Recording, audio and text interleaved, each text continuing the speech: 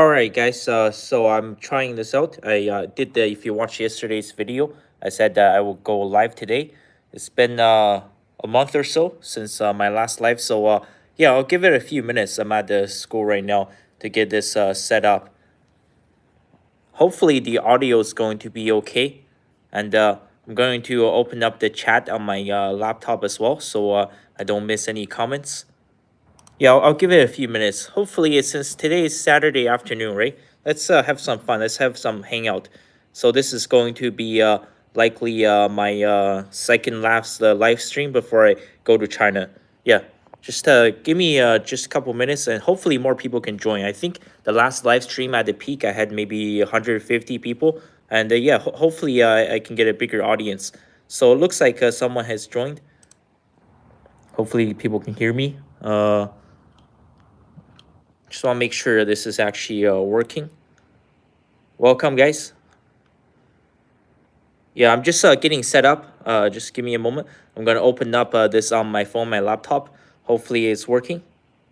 Yeah, hearing. Okay, thank you, Frank Nada. Thank you for joining. Yeah, I'm going to... Yeah, I'm just opening this up on my laptop. Hopefully more people will join and watch this video. And let's see... Okay, Ferguson, where can I find a virgin wife? Well, I think that's going to be a very, very difficult. If you're thinking about going to China, even that, I think it's very, very, like, the world has changed so much. All right, so, yeah, I think I'm set up. You guys can hear me all right? I'll just, sorry, by the way, if you're wondering why, okay, it's good. 11 people have joined. I can start to have a conversation. If you're wondering why the video seems to be small vertical, I don't have a webcam. I apologize. So this is from my phone. For some reason, my iPhone, it does not allow the horizontal. I know the horizontal will look much better on the screen. Well, if you're watching from your laptop. But if you're on the phone, maybe it's not so bad. But yeah, it doesn't allow horizontal live stream. I can only go vertical. Maybe it's trying to copy TikTok. Yeah, and so that's what it looks like. Let me see here. 1 second. Yeah, I'm just gonna open up, read the comments. So I'm doomed. So Ferguson, yeah, let me go to the first comment. The hookup culture is getting really, really bad. Like I've been living in Canada for the past almost 20 years, right? And here's the thing. Most women, I would say, especially look, find a woman that does not have an education, like someone perhaps went to a community college for a year or two, but especially the university educated woman, I think you need to avoid them. It's bad. The hookup culture, even in high school, but like on college campuses and university, I would say the average body count of a 22-year-old Western female is probably 15. And that's being brutally honest, right? I gotta be, and you wonder why the divorce rate is so high. You wonder why relationships and marriages are so toxic, and the hookup culture has completely destroyed the West. Unfortunately, it's a very small percentage of men that's been sleeping with all the women, and unfortunately, China is trying to copy this thing as well. And yeah, if you want to find a virgin wife, I mean, that's going to be extremely, extremely difficult. Well, you need to have some money, and yeah, and you need to look for a woman that's young. Maybe you got to go to Southeast Asia. Maybe you got to go to Philippines or Vietnam, because there's no way to be 100% sure, right? It's not like a DNA test or paternity test. You can see, you go on the Maury show, that you are the father, right? There's no way to confirm a woman's virgin. That's why a lot of men, when they make money, if they choose to become a passport bro, they will choose a woman that's extremely young, like 18 to 22-year-old, because at the very least, you know for sure that she has a low body count, right? On average, let's say a woman who's 18 versus someone who's 26, right? There's the likelihood of her being a virgin or have a body count, let's say less than 3 men, is much higher. So yeah, it's very, very difficult. The world has changed so much. So yeah, more people have joined. That's good. So if you're wondering, this is probably going to be my, I don't want to overwhelm you guys. It's probably going to be my second last live stream of this year.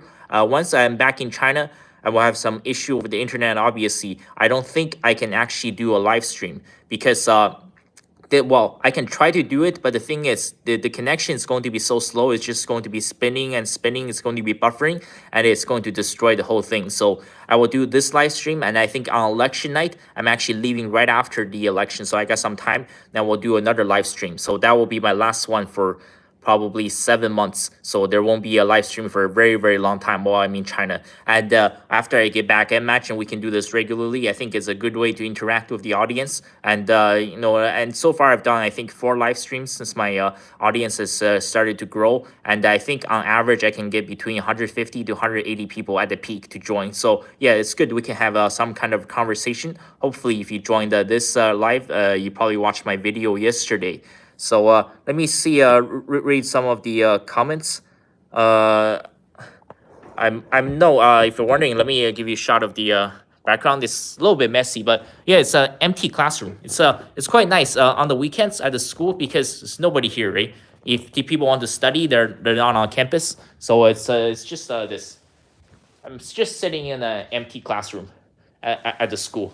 And yeah, this is where I record many of my videos. I'm being recorded here. I think it's better. There's not as much noise. So during the weekdays, it's very, very difficult. Like you will never find an empty classroom like this, even on the evenings, because there are a lot of 6 to 9 p.m. classes. Some classes, there's a few that even goes from 7 to 10 p.m. That's got to be a nightmare because I had so many 6 to 9 p.m. It's dreadful. I can't stand it. Sometimes the prof is pretty understanding. They understand the evening class. They'll just try to teach everything like no break. Like you'll finish between 7:30 to 8 o'clock. But some profs they go all the way until the very end. Like those classes are dreadful. So on the weekend, yeah, the school's pretty empty. And so I'm parked at the school and see what happens. There are a lot of comments that's already coming in. So let me try to read some of the comments. By the way, if if you post something that's really, really hateful, probably going to get blocked. The last live I had to block 2 people. Just be understanding of the comments.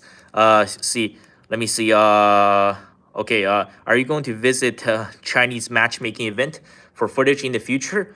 I don't think I'll be going to those marriage markets because it's just not my thing. I think dating it's marriage relationship we're coming to the end. It's going to be like that movie The Blade Runner, like we're all going to die alone because this is society. They have destroyed men, they have destroyed women, and even more so women because like it's a very small percentage of men that's sleeping with all the women. Like women are just racking up insane body counts in the modern world. So yeah, I don't think I'll be going to. I could interview some Chinese couples, talk to some young Chinese women, but I'm not interested in ever getting married. The risk is too high. So some people have been saying like, well, try to look for a wife or girlfriend. I've seen so many Chinese women do this, right? They pretend that they say, oh, I love you. Like even if you don't make a lot of money, but like if you have a green card, right? If you have your Canadian passport, your American passport or British passport, they say, oh, I love you so much. Let's get married. Then right after they get married in Canada or the United States, and once they get their green card, they file for divorce. So that's what it's coming to really. It's all just it's all about the money. It's all a numbers game. And you know what's crazy, right? Like people think I'm exaggerating. The 3 months. So many women they require you have this thing. It's same thing in China. I think they copied it from Western women. They expect you to spend 3 months of your salary on a wedding ring.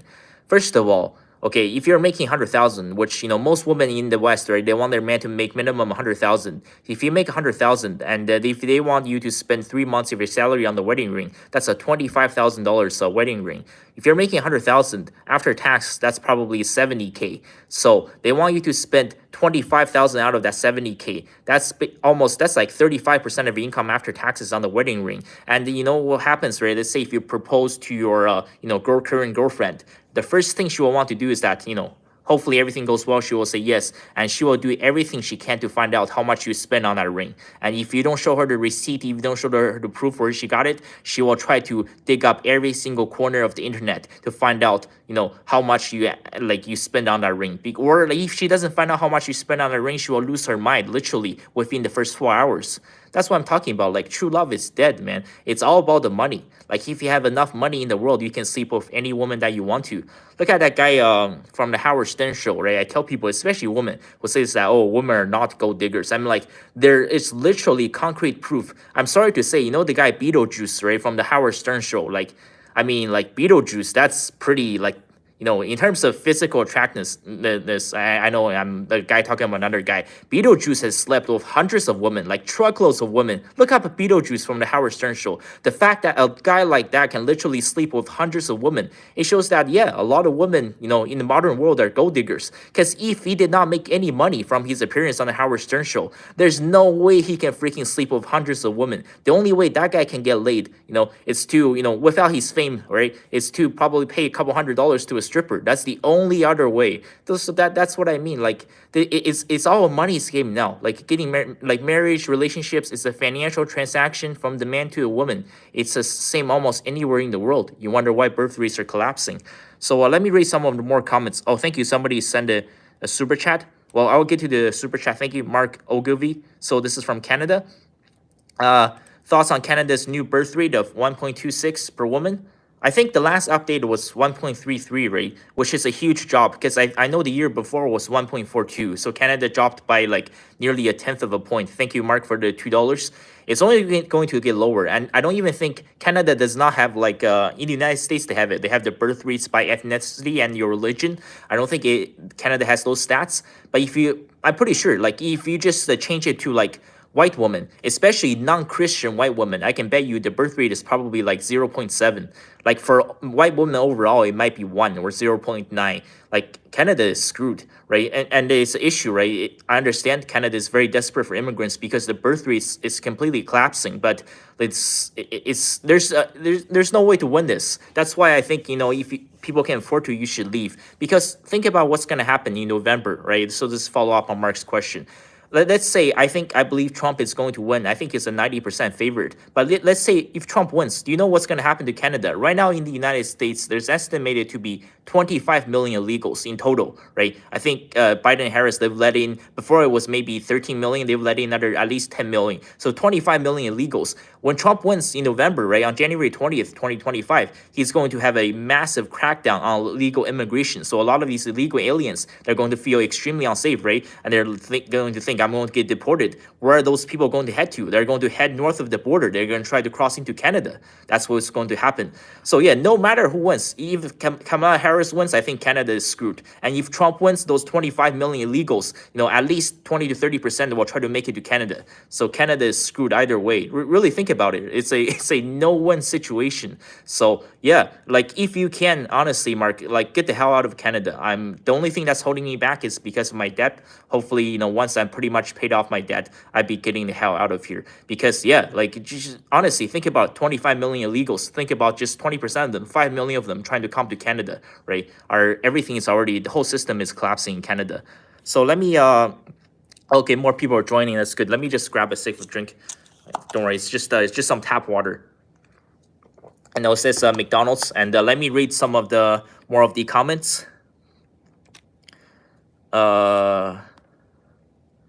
So yeah, and if anybody that's joining, so I just mentioned, so Mark's super chat, thank you for $2. So yeah, if you live in Canada, listen, you gotta get out. You gotta find a way, whatever you can. Even in the United States, I know it's chaotic, but you know what? The U.S. is still a better country than Canada. Not every part of the U.S. I don't think you should be moving to New York City or Chicago or any of the big cities or California or West Coast. Try to look for a place in Texas if you want nicer weather, right? If you want to drive a Tesla, or if you're in the situation where you cannot afford a home, right? I think it's going to be the new normal, right? Whether you have to sleep in your car, that might be a little bit rough, right? If you have a van, I think a minivan, it's ideal, it's not bad. Or in some cases, right, if you think that you can never ever afford a home, maybe go to Texas, go to Arizona, go to Florida, and buy one of those trailers, right? Those RVs. I think that's the option for many young people, because you can probably get it for maybe, I don't know, what, $50,000 US, certainly cheaper than buying a house, and you can travel anywhere you want to, and you don't ever have to worry about paying for a hotel room, because, sleeping in your RV is probably not so bad. And I know many of them, they have washrooms and kitchens. So yeah, definitely think about getting out of Canada. Like move to, if you don't want to, leave the Western society, right? Move to Texas, move to Florida. Oh yeah, hell, I don't know. If you're just crazy white nationalist, maybe move to Poland or something. But yeah, get the hell out of Canada. Let me read some of the other comments.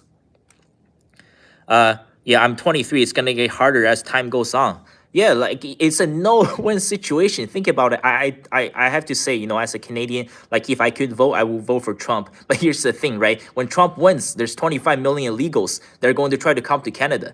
Like Canada is 100% FUCK, the like capital letters. There's no way. Like even though the next election I will be voting, I have made it clear I will be voting for the Conservatives. But I don't think Monsieur Pierre Poilievre. I don't think there's anything he can do because Trudeau has done way too much damage.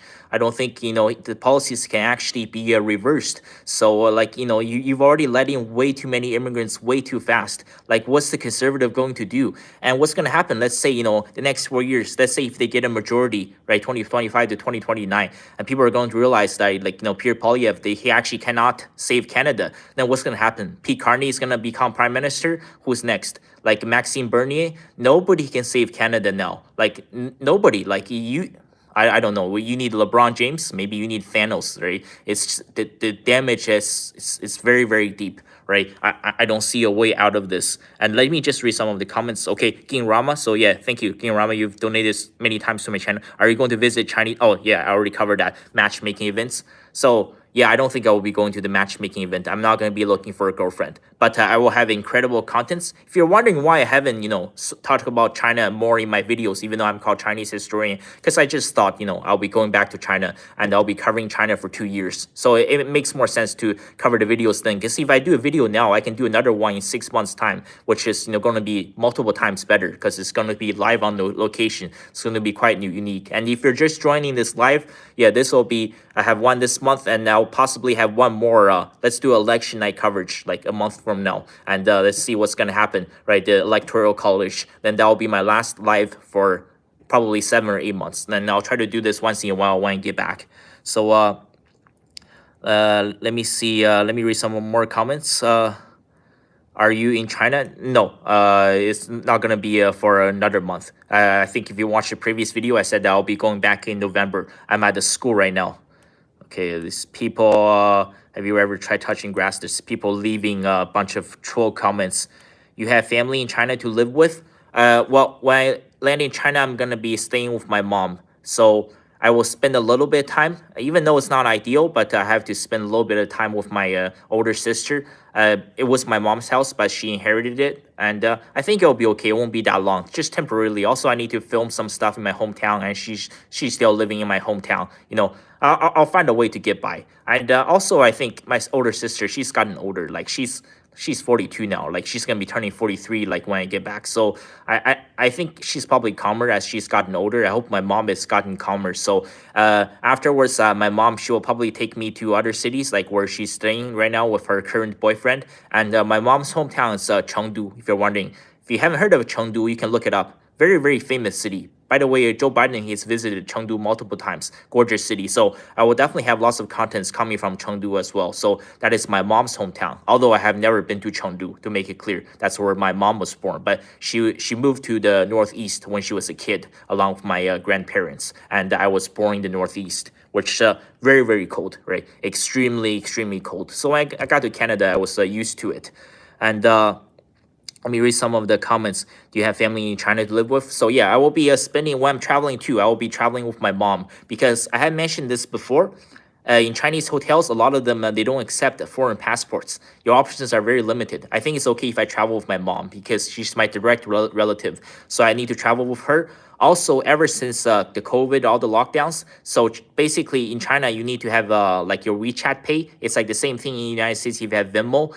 Like you need to you need to tap all the time. I think a lot of places don't take cash anymore. So I need to get a burner phone. I need to get an e-wallet set up. It's kind of a pain. I would rather have the option to pay cash. So yeah, in order to get used to all of that stuff, it's been 8 years since I have returned. It's been a very long time. So, and also I need to make sure I don't get catfished. I'll cover this in one of my videos, by the way. So if you're thinking about coming to China, right, you have to be very, very careful. For example, if you go to the convenience store, if you buy a bottle of water, right? Let's say if they hear your accent, because in China, like every province, they have their own unique accent. Like for example, someone from Birmingham or Manchester or Liverpool in the UK, they have a very unique accent. Someone that's Welsh or Scottish, you know instantly. Maybe you don't recognize the accent, but you know, like if they're coming to your store in Toronto, you know that these people are not from here. So if you go to buy a bottle of water at a Chinese convenience store, that for a local Chinese it could be $1. For a Chinese from a different province with a different accent, that could be $2. For a white tourist, that could be $4. Yeah, that's happened to me many times. Like if you're not careful, like they're gonna cash fish the shit out of you. So you really should be traveling with someone that knows what's going on.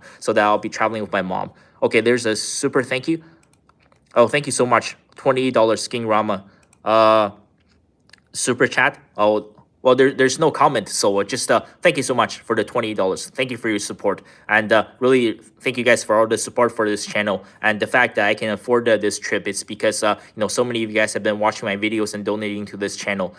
Means a lot to me. I'm getting by, and like I said, whatever I'm going through this phase, this is all temporary. Hopefully, after I return from China, I will have just a permanent home to stay in. I don't think it will be anything fancy, but just I'll see. I don't like the idea of sharing bathroom with many other people. Maybe I'll be able to rent a master's bedroom. That in Ottawa, like a master's bedroom could be, I don't know, maybe $1,000 to $1,200 Canadian. But I'll worry about that later. I'm just trying to focus on setting up, just looking into the future on what I will do in China. Let's see. What do you think? What do you think about the sex pets in China, Shane? I think that's what you mean, right? Sex pets in China. Yeah, here's the thing, right? Here's what I will say about the white people, right? White men on interracial dating. Here's the thing. I wanted to post a video and I thought like I would get so much hate, right? Here's the thing. I have a white man, right? First of all, the most common type of interracial marriage is a white man and Asian woman. And a lot of cases is a white man with a Latin woman. There are way more white men entering interracial marriages versus white women. Okay, that's a fact, right? If you don't believe me, go to like Southeast Asia, go to China, go to Japan, go to Latin America. There's these foreign white sex pets everywhere. Yes, to some degree black men, but mostly white men, because on average, obviously, the white man has more money, right? Like a white man, they will have no problem banging like 50 Mexican women and like 200 Japanese women. Like they will go around the world and they will try to stick their stick into anything. But the moment they see one white girl with a guy who's non-white, especially if they see a white girl with a black guy, they absolutely lose their mind. Like the hypocrisy, I'm sorry to say, you know exactly what I'm talking about. You know it's true. Like every time they see one of those NBA players, one black NFL players, if they see them with like a gorgeous blonde, blue-eyed snow bunny, those white guys lose their mind. But there are millions of these white sex pets. Like they're just banging the shit out of like Asian, Latin women worldwide, right? White men are actually the most likely to enter interracial marriages and relationships. Well, that's true. Maybe it's not the case in Canada or the United States. I'm talking about worldwide, right? Like just go on vacation, travel to Latin America, travel to Southeast Asia, like go to Thailand. The amount of these white foreign sex pets, it's unbelievable. They're just everywhere. It's like rampant. It's like, it's like COVID Omicron variant. But, those guys, for example, those white guys in the Philippines, right? You'll walk around, you go to the bar, you see like 20 white guys with 20 Filipinos, right? But if those white guys, if they see one Filipino guy with a attractive looking white woman, they will get so rageful, like they will instantly lose their mind. It's just, sometimes it's hypocrisy, right? But here's the thing, as long as it's not forced, right? But here's the thing, I'm really concerned because in some areas, if you've been to like Cambodia and Thailand, it's a lot of those white men, they're literally like they're pulling like a P Diddy or Jeffrey Epstein, because it's very sad. A lot of those women in Cambodia, especially the really poor countries, you'll see they're underage. They're like 11, 12, 13-year-old girls. Like those white men should be arrested. I'm okay, right? If you have a little bit of money, if you're 60-year-old, right? If you want to find a 20-year-old mistress for some fine, it's totally fine. But I'm talking about the woman that gets sex trafficked. Like you'll see on the streets, if you go to Thailand, go to Pattaya, you'll see some 60-year-old white dude with like a 13-year-old little Thai girl, and they'll have another 15-year-old like in their other side. It's absolutely disgusting. And this kind of human sex trafficking, like that needs to be absolutely shut down, because you do see that it's very common, right? It's just But that's life, life is not fair. But like I said, those people, those old white men, they got a little bit of money, right? If they didn't have money, those Asian Latin women, they wouldn't be with them. That's what it's come down to, right? Like it's all about the money now. There's a few more super thank yous. I'll read through them and I'll try to read some of the comments. But yeah, that's my opinion on the foreign sexpats, right? They want to smash like 500 Asian women, but the moment they see one Asian guy with a white girl, they lose their mind. Like, I don't understand that mindset, right? I know it's gonna trigger a lot of white men, but it's true. Every time they see a white girl with a non-white guy, like I see on the streets all the time, especially if it's an attractive white girl with like a strong, muscular black guy, okay, they completely go into like berserk mode. So let me read a few more of these comments. Okay, this is another super thank you.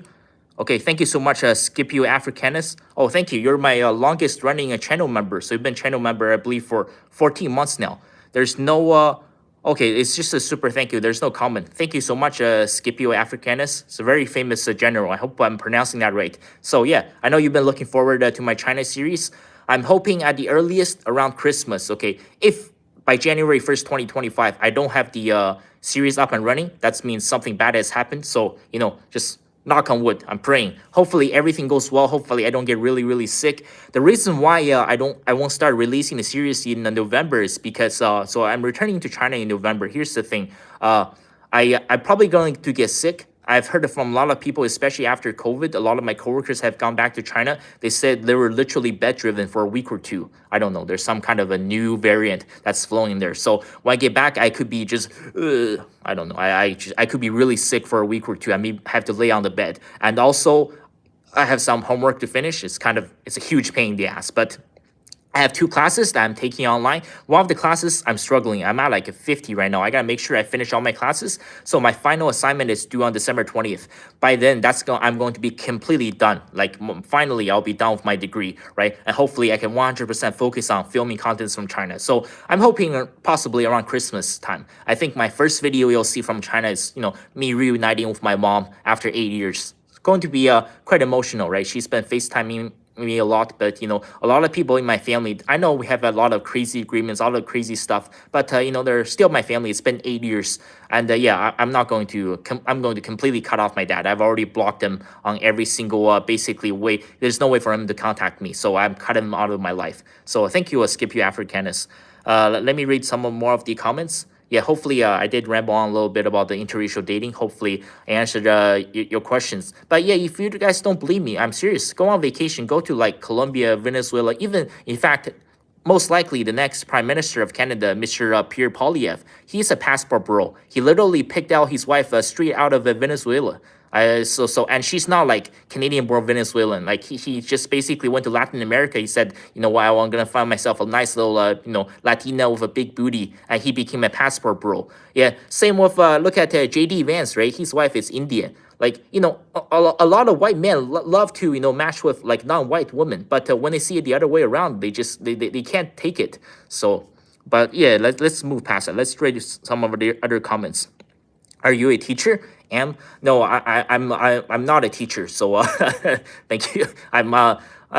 It's not on my list. It will be way too stressful to be a teacher. So I don't think I will be able to teach. It's just too much stress. Although, what's his name? Dr. Jordan Peterson, right? He used to be a professor at U of T and then at Harvard. It's crazy. It was after he retired that he just completely blew up on the internet because he recorded some of his lectures and he posted on YouTube. Then in 2017, right, that's when he had 1 million subscribers of like just men watching his lectures from University of Toronto. It's very crazy stuff because you don't just hear a random 55-year-old just become a rock star. Then he was interviewed, obviously, by Kathy Newman, right? So that's when he completely blew up. So let me read some of the more, what degree are you graduating with? I think I mentioned this in my video, right? Bachelor of Commerce.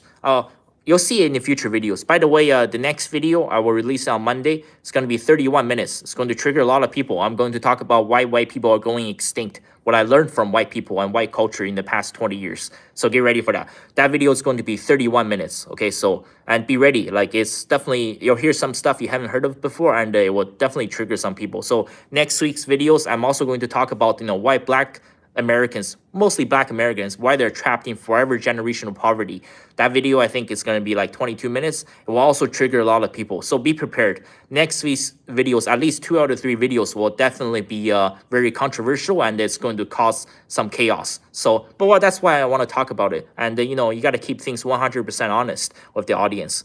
So, have you ever been to Europe? Yes, I actually covered this. It's going to be covered in one of my upcoming videos next week. I've been to Europe twice. I've been to Greece, Italy, and Spain. And when I was there, like just the number of migrants that's arriving on boats, it was completely out of control. I can't believe like the governments, they're not doing well. Maybe they're just doing it on purpose. They're letting these people in, but it's terrible. And they're putting them, all of them, into these basically these hotels, these migrant housing units, and wherever they're staying, there's just rampant crime. There's just, it's bad, man. Like you're in the hood. Like you can see those. Even tourists can very like, it's very very obvious. That's like, this thing has been going on for way too long. They're just coming by those ships. I think the smugglers, for example, people coming to the UK, I think on average, each one of those boats, they can carry 16 people. And I know the smugglers, the pirates, they can make anywhere between 2 to 3 million pounds. 2 to 3 million pounds by each boat they're smuggling in. And when I was in Greece, Italy, and Spain, I saw these migrants from Middle East and Africa just every single day nonstop. And I already knew just from back then, that was 2009, 2010, that Europe was going to be completely destroyed, right? I like the politicians, they have completely lost their mind. There's one thing to let, legal immigrants to come in, but it's a completely different story when you have these people who are on boats. Most of them are, well, all of them are illegal aliens, and probably at least 50% of them are criminals. And probably, if you let in 100, for every 100 people you let in, I can guarantee you at least one of them will be a terrorist. No, that's just the reality. And yeah, like they have completely lost control of their borders, and they have lost their identity, right? I can understand why there was a massive protest in the UK of the following the stabbing at Southport. Absolute terrible tragedy. But that's what happens when you have uncontrolled illegal aliens just flowing into your country, and it's been happening for the past 3-4 decades. Just Europe is deteriorating. I think it's probably, well, same state as Canada. I don't know if they can say it's worse, but most of Europe, it's terrible. Right now, I think America, even though with 25 million illegals, it's still like, in terms, if you want to compare to Western countries, if you want to compare to Germany, to France, to UK or Canada, America is still probably the better country. Okay, you can find a decent woman in the West. You just have to lower your standards a lot. Well, here's the thing, right? Looks aside, never mind. Looks, personalities aside, especially if you, I don't know what's your age group demographic. If you actually if you have attended university or post-secondary institution, here's the thing. Let me post. So here's the thing, right? The hookup culture on campus, it's gotten so freaking bad. No, I'm seriously honest. Most college girls in their senior years, I'm talking about 21, 22-year-olds, most of them have a body count of anywhere between, like even 10, that's like a really, really on the low end, from anywhere between 10 to possibly 30 or even 50 or 60. That's what you're dealing with, and you wonder why relationships are so toxic. I'm just being brutally honest, right? Some of these girls, I've had cases, I want to be honest, right? For example, like I met women, so sometimes whether it's with the running club or the classroom or they're studying, we're just having a nice conversation. I think, oh, this girl seems to be like a nice girl. Possibly, we could ask her out and like we can go on a date or just, get to know her better. Now I found out sometimes, you go to these, I don't really go to clubs, but here's the thing, right? When a guy hooks up with a lot of women, he's going to talk about it with everybody, right? Now I found out these nice little, Canadian women, these college girls, they look all nice, innocent, these 18 to 22-year-olds. And you find out that these guys, these women, they will go to frat parties and they will literally get drilled by like 3 guys on the weekend. And they would literally suck their dick in the elevator, have them come all over their face, and they would be doing like anal, sometimes no condom. And you wonder why there's so many abortions. And you wonder why, the women are getting there's a record number of women that's on antidepressants. You wonder why there's a record number of women that's, they want abortion so bad. They're also getting AIDS and HIV, right? And no, I'm serious. It's terrible, man. I would say over 90% of Canadian women, by the time they're age of 20, they are no longer virgins. No, I'm serious. And by the time they're age of 22, the average body count of a Canadian woman's 15, right? It's just like, it's bad, man. It's absolutely terrible. Like the quality of woman you're dealing with, like especially, and not just that. you guys have seen what's happening, right? The political divide between man and woman. I'm sure you guys have seen all the polls. Every single woman is becoming a Democrat and a liberal, right? Every single man is becoming a Republican and a conservative. And if the line's going like this, like women are like this liberal and the men are like this conservative. Yeah, and sometimes even the women have absolutely zero interest, right? So I've talked to some of these women just middle of the class during lecture, whatever. Sometimes you talk to them on campus, ask them. I said, what do you think about public issues like abortion? Every single woman, they want abortion, abortion, abortion, abortion. Like they're obsessed. They don't care. I asked them, what do you think about the U.S. border, 25 million illegals? They don't care. They don't care about the economy. I said, what do you think about inflation? They don't care about inflation, right? I asked them, what do you think about housing? Be able to afford a home, to be able to raise a family. They said, I don't care about the future, about the family. I'm serious. Like all these university chicks, right? They're talking about, I want abortion, I want abortion, I want abortion. That's all they care about. And to me, that is extremely, extremely concerning. When these women don't give a shit about the economy, they don't give a shit about inflation, what's happening in Ukraine and Russia, they don't even know what's going on, right? Like how many people have died. They don't know what's going on between the Houthis in Israel, the like Lebanon, and what's happening. Like obviously you saw like in the Middle East, right? This is turning into a larger global conflict. We're at the start of World War III, right? They don't care about anything. The modern women, they're absolutely obsessed with abortion. Like you wonder why the birth rate is so low when women are this obsessed with abortion. And you talk to them, you ask them, these women, what do you think about feminism? And every single woman, 90% of university educated women, they give you the same answer. Not everybody, 90% they say, oh my God, we live in the patriarchy. We're so oppressed. We must crush it. Oh, men own all the wealth. And I tell them, I said, okay, what the hell do I have to do with Elon Musk or Jeff Bezos or George Soros? Okay, you're talking about a very tiny percentage of hyper successful men, right? This tiny, tiny percentage man who own all the power and all the wealth. And I'm like, what the hell does that have to do with me? I tell them, did you know that over 80% of suicides worldwide are men? I tell them after divorce, it's over 90%. I tell them that men are 12 times as likely to young men, I'm talking about young men, right? They're 12 times as likely to commit suicide versus a woman. Most of the women that commit suicide, they're usually the older leftover women. You almost never ever hear about a young girl committing suicide. It's always a young man.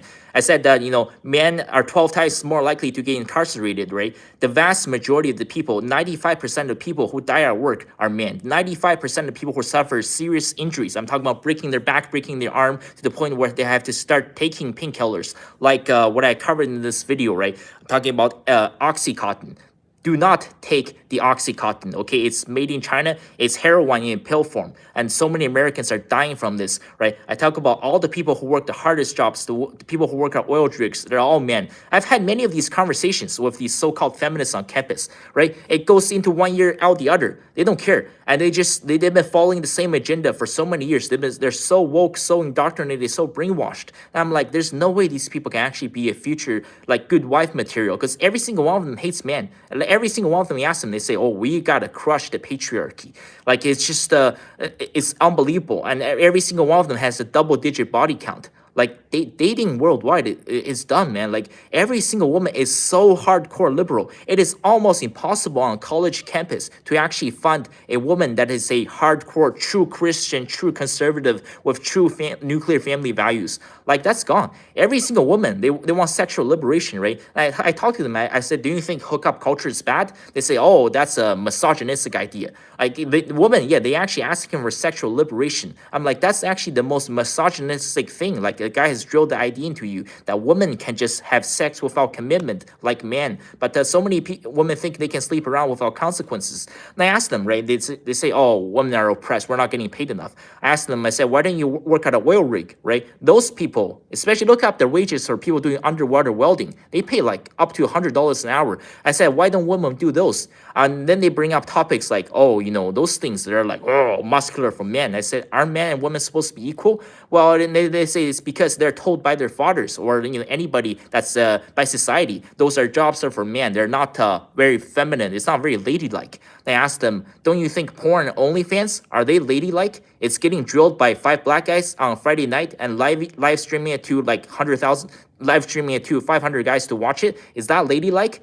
And they say nothing. And they start getting really, really angry. They get pissed off. And I tell them, like, look at the number of women who are signing up to become strippers, to become prostitutes. Look at all the female OnlyFans content creators, right? You think working at the royal rig, that's not ladylike, but you're 100% okay with, live streaming getting drilled by 5 black guys to 500 guys on a Friday night. They think that's ladylike. And it doesn't matter what I talk to these young modern women, right? It just goes out the ear one year and goes out the other. And like, it's not about lowering your standard. I think, man, it's so hard to actually find. I'm not talking about attractiveness, by the way. I'm just talking about everything I've said. It's almost impossible to find a woman with traditional conservative values anymore. Like almost certainly on university campuses, right? 90% of them absolutely hate men. 90% of them are obsessed with abortion, and 90% of them they want to crush the patriarchy. Like you have to. There's a reason why you can look up the statistics, right? So if you get married to a girl with a university degree, and if that marriage goes south, if you get divorced, right? There's a 90 to 95% chance. Okay, the woman, your wife, with a university degree, she's the one that filed for divorce. Almost out of all the divorces worldwide, right? So 70 to 80% are filed by the woman. Okay, that's a fact, right? To people say, oh, you should get married. Well, here's the thing, right? 70 to 80% of divorces are filed by women. However, if that woman has a university degree, okay, it's roughly 90 to 95%. If she has a master's or PhD, okay, no, I'm serious. It's about 99% accuracy. The more years of levels of basically, the higher the level years of schooling that woman receives, the longer she stays in school, the more likely that she's going to become a hardcore woke liberal, right? And if she gets married, I can guarantee you, right? There's no cases where a woman marries a woman, where a man marries a woman with, let's say, a master's or PhD, has gone to law school, that's a doctor. You can find almost no cases where the guy files for the divorce. Okay, in every single one of those cases where a woman is like extremely educated, when she has been in school for 10, 15, 20 years, she's always the one to file for divorce. And I think, yeah, that's pretty obvious because the schools are teaching these women to hate men. I'm just telling you. So I've been on that point for quite a long time. Let me try to read some of the other comments. I think there's been many other comments I've been skipping. So yeah, that's my point. There are almost no traditional women anymore. Once again, not attractiveness. I'm talking about the mindset. Okay, they've been taught to hate men, and they all want abortion so bad for some reason. Yeah. Okay, let me try to read some of these comments. Okay, I missed a lot of comments, so let me see where I can find. There's some comments spamming, so there's some trolls in here. Let me try to. I'll grab a sip of water. I'll try to read some of the comments and. Okay, there's 98 people during this live. Okay, that's not bad. So that's good. Where I'm getting an audience. Thoughts on South Korea's low birth rate? Yeah, they're done. They're screwed. North Korea is going to, victory is going to belong to North Korea. Because, North Korea's, right now their birth rate is not so high either. I think it's like 1.8 or 1.9. But yeah, South Korea is at 0.68. They're all going to disappear. So yeah, maybe that's the Kim dynasty. They had this implant. That's their plan for final victory, right? This is their what did Hitler call it? Endsieg? Yeah, that was his plan. South Korea is done. That's what I'm talking about. When women are this obsessed with abortions, no shit, right? Like for a society to survive, like women needs to get married and have children. If they're all obsessed with hating men, getting abortions, well, society is dead. There's no more nuclear family because they've all aborted their own babies, right? United States, right? 1 million abortions a year. You wonder why birth rate is so low. So, by the way, I'm not against abortions. Okay, I don't think it should be made illegal. To make that clear, right? I don't agree with the viewpoints of people like, for example, Ben Shapiro, or even does Brett Cooper, does she want abortion to be banned? I don't think it should be banned. However, countries like United States, there should not be 1 million abortions a year, right? Many women are using it as a form of birth control. That's it, because they want sex without responsibility. That's why almost all these college women, I'm serious, have a poll. Have a poll at every single American university. I would say probably 95% of these college-educated women, they all want free access to abortion up to the 9th month of pregnancy. Yes, up to the moment the baby is born. Yes, there are abortions in the United States that happens at the eighth month, right? Because at the eighth month, if you take the fetus out of the womb, that baby can survive without the mother. But 95% of college-educated women, they still want to get an abortion. So I'm just telling you, look at the facts, look at the opinion polls from Wall Street Journal, from Fox News, ABC News, right? Almost every single woman, that's the most important thing for them for this election. They want abortion, abortion, abortion. Okay, that's not a misogynistic statement. That's just the truth. They don't care about the economy. They don't care about inflation. They care about abortion. I'm just saying this is very like this. That's the mindset. It's terrible, and isn't buying an RV bad? Well, I don't know. If you're at the point where you cannot afford to, if you're at a point where you can never ever afford a home, I don't think RV is a bad option, right? Well, you have to live in Canada, no, because in the winter you're going to have issues. I'm talking about if you move to Florida or Texas or Arizona. I don't think there's anything wrong with that. Also, you get to travel for basically free. You just have to pay gas money. You don't have to pay for a hotel or motel room because you can just travel anywhere, find a place to park and sleep in your RV. So yeah, I don't think it's a bad idea. Oh, only, by the way, only if this is the only option, if you can never, if you think at the point you can never ever afford to buy a house. And I think RV is better than renting a studio apartment, I would say. And yeah, obviously you'll eliminate the rent, right? Think about it. It might cost you $40,000 or $50,000, but you don't have to pay rent again. You can just sleep in there all year round. And yeah, if you're sleeping in my car right now, it's temporary. But if you have I have a Hyundai Elantra, it's very very uncomfortable. Like if you're at the point you need to save money, like buy an old van or something, at least an SUV, like a mid-size. If you have a Honda Civic, like Toyota Camry, I recommend not doing it because yeah, it's going to be very very rough. So let me read some of the other comments. Would you come back to America? Well, I'm coming back to Canada after my China trip, but it's gonna be temporary. In a few years' time, I'm hoping to just completely get out of the Western world, and I'll see what happens. Hopefully, maybe in a few years' time, I can turn this into. I mentioned in my last video yesterday. Maybe I can turn into a full-time job. It's going to take a few years of grinding, but if I can reach that stage, then I think the nice thing is that I can work remotely, right? I can record videos from anywhere. I might move to a cheaper country because there's no future here. Is the West is done. Like what I said, like 90% of the women, well, maybe not all women, certainly 90% of college educated women were above. Oh my God, they all hate men. It's just, I'm sorry to say, I'm being brutally honest. There's a reason why the divorce rate is so high. There's a reason why relationships are so toxic. It's been drilled into their minds since day one. And also some of it, I don't think it's even at schools. I think it's social media that's been teaching them all these terrible stuff.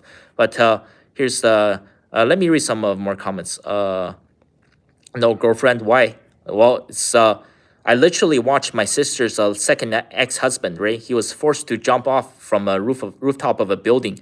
When you get, okay, listen, if you choose to get married as a man, that's going to be the most important decision of your life, right? And once again, 70 to 80% of all divorces are filed by women. There's nothing I can do. For example, China also allows no-fault divorce. Let's say if I think the Chinese girl is decent, right? She meets the standard. Let's say if I can make some money, I get her to marry me, right?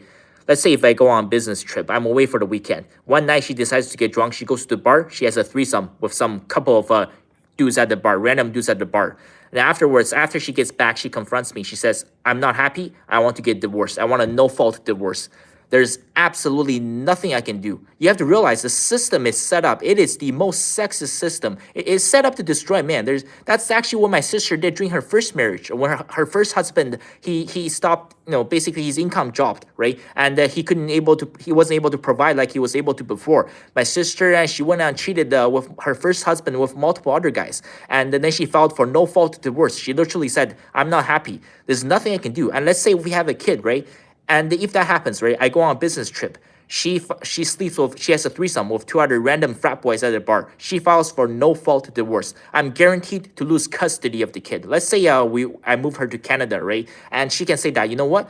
I don't like Canada. I'm moving to the UK, okay? I'm going to move to Manchester, okay? She's going to take my kid. She's going to move to Manchester. I will never, ever be able to see my kid again. And I will have to pay child support all the way until my kid is 18, and I will have to pay alimony, all right, for basically the remainder of my life. That's why over 90% of suicides after divorce, okay, are victims of suicide are all men. The system, like I agree with what JD Vance is saying. You need to ban no fault divorce. Do you not realize how ridiculous that is? Because there's nothing I can do to stop my wife from cheating on me. And once she cheats on me, she can say I'm not happy and file for the divorce, and I will lose the custody of my kid. She could move to another country. I might never ever see my kid again, and I will still have to pay child support for the rest of my life.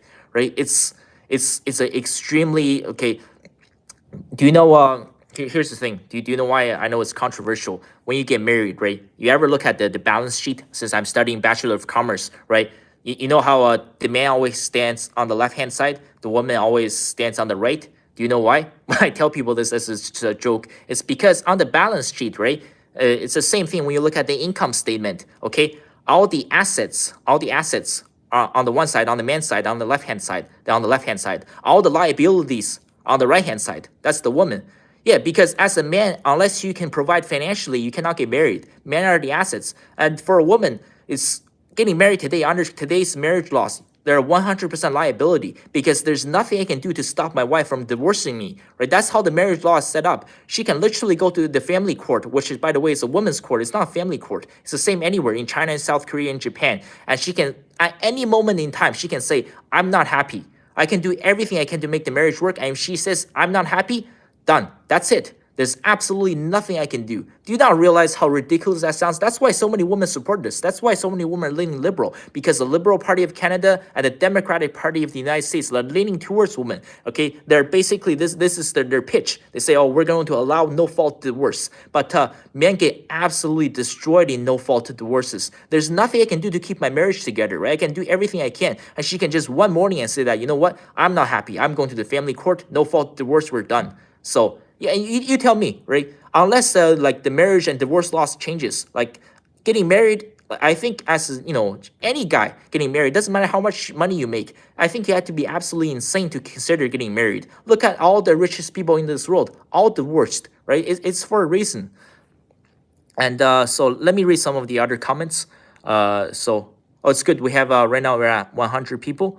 Are you from Harbin, China? No, I'm from Jilin, China. Harbin, it's further up north. Interesting. You're a smart bro. Let me just make sure make sure you can carry 2 phones with you. You sweeping WeChat. Let me see. So since the world is evil, do you think some people want children? Okay, CC Jones. Since the world is evil, do you think some people don't want children because they might be evil? Well, hard to say. What do you? I'm not sure exactly. What do you mean by that? Listen, I don't believe at any moment. Did I mention this before about? You can look up Hitler's backstory. I'm not saying obviously Hitler, Joseph Stalin, batshit insane, right? Look up. That's why I want to talk about the Soviet Union. But like YouTube keeps demonetizing these type of videos. For example, did you know that when Joseph Stalin was growing up? By the way, I like his other nickname better, Kuba, right? Joseph Stalin, by the way, means man of steel. His name is actually not Joseph Stalin. So Kuba sounds much better.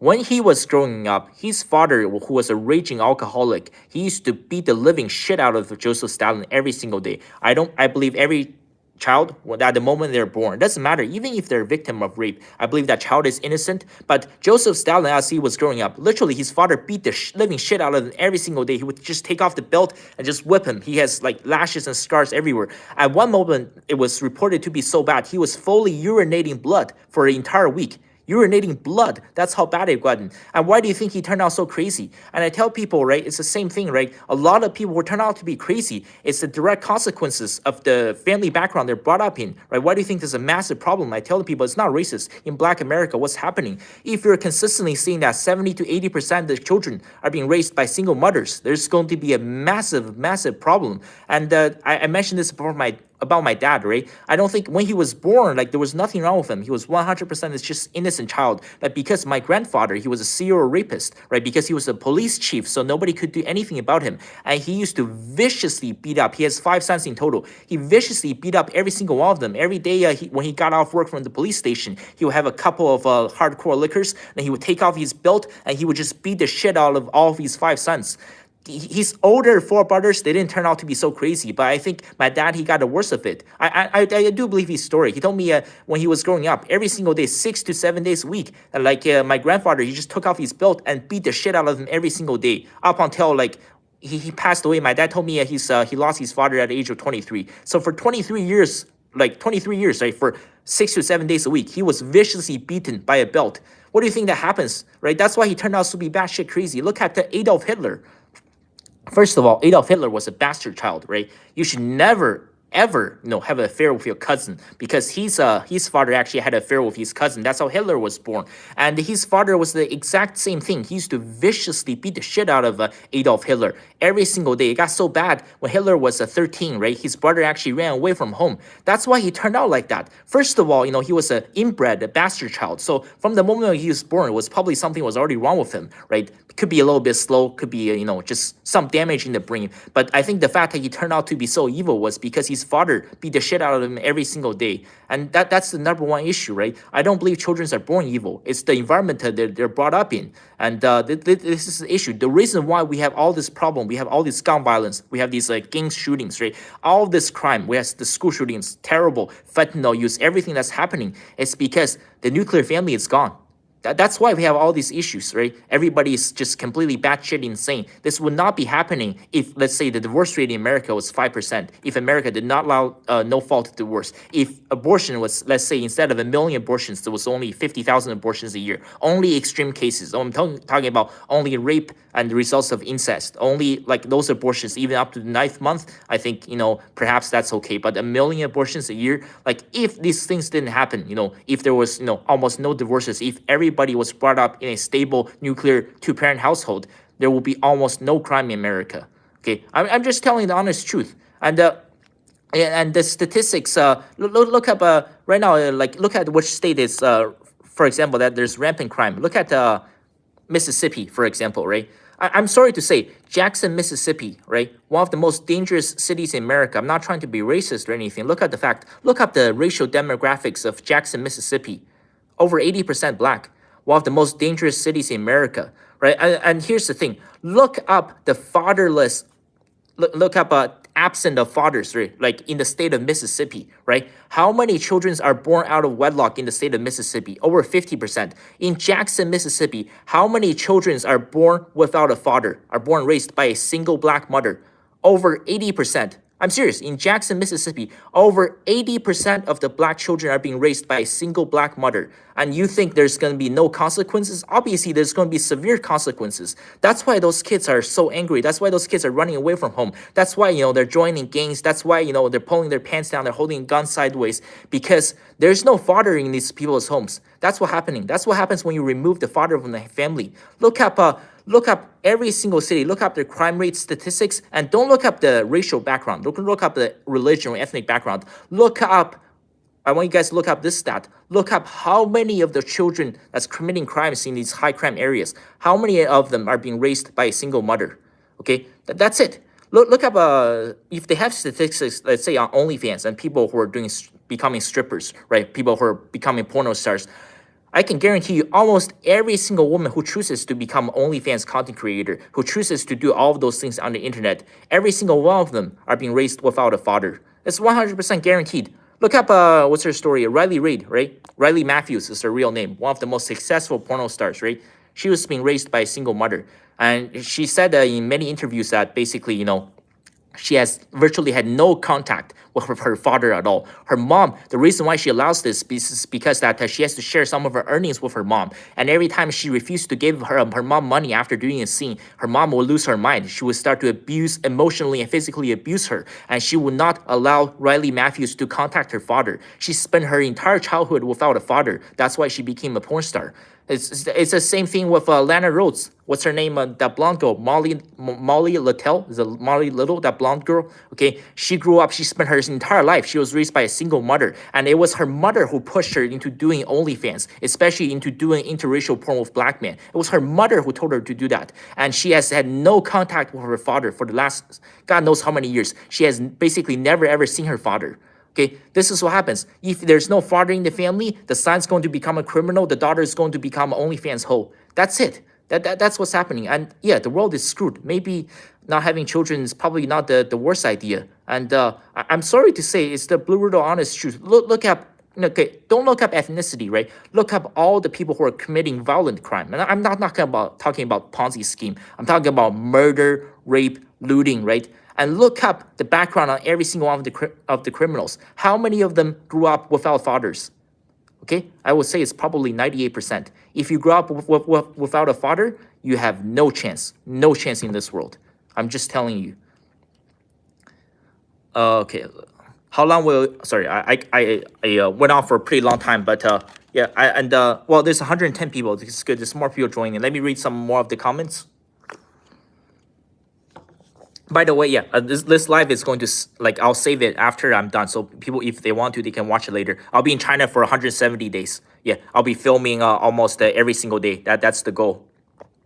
And there's a lot of new comments. Let me see. Why would you get catfish? Well, I mentioned before, in China, there's many different accents. I'm from the north, right? If I go to the south, people can tell right away I have a different accent. So, for example, if I walk into a restaurant, normally the meal, let's say, costs $20. Like, they could charge me $35 or $40. Or sometimes if I take a taxi, right? If I take a cab, if I go to a certain location, the cab ride is supposed to cost me $20, but they recognize I have a different accent. So they probably know I'm a tourist. I've never been to the city, so they can take an alternate route. So I would end up have to spending $40 on the cab ride. So just these type of things. Okay, there's another super thank you. Thank you. This is Huang Wen. I think it's Wen. Is it Wen? That's a Vietnamese last name, very, very famous last name. Speaking facts, excited to see your China videos. Oh, this is your 10th super thank you. So you've donated a lot to this channel. Thank you so much, Huang Wen. Yeah, I'm just telling you, like, a lot of people are not willing to say what I'm about to say, right? It's terrible what's happening, but every single thing that's happening, right, is the direct result of the absence of fathers in our families and the breakdown of the nuclear family. That's why there's so much crime. That's why there's so much mental illness. That's why there's, so many people signing up for OnlyFans in America, because there's no family, because there's no father. And let me read more of these comments. Let's see. I hope a war doesn't break out. Scipio Africanus. Yeah, and now also the reason why, that's the number one reason I think we need Trump back in office, because first of all, Joe Biden, he's the president of the United States, right? Where the hell has he been? Is he actually like dead or something? Because he has not addressed what's happening, in Yemen with the Houthis, what's happening with Israel and Gaza, and obviously, like they're launching a ground invasion into Iran, right, against Hezbollah. So not into Iran, sorry, into Lebanon. So this is not looking good at all. Like, this is absolutely terrible. And here's the thing, right? The women voters, and they keep talking about abortion. They don't pay attention to what's happening. Like, obviously, Kamala Harris and Joe Biden, they cannot stop this. If Kamala can stop it, she would already have done so, right? And I think only Trump can bring, I'm sorry to say, but Trump did not start any wars. The only U.S. president in the past 40 years that did not start any wars, right? And, I'm sorry to say, but Trump had the best foreign policy. And here's something that might be controversial, right? I say, basically, I talk about the Russia-Ukraine war. People say, well, do you want Trump to lobby to China and Russia? Well, here's the thing. You might not like China. You might not like Russia. I understand, okay? Some of the stuff they do is controversial. Sure, Putin, he's ruthless dictator. You can say whatever you want. However, here's the thing. If, let's say, Trump did lobby to China and Russia, right?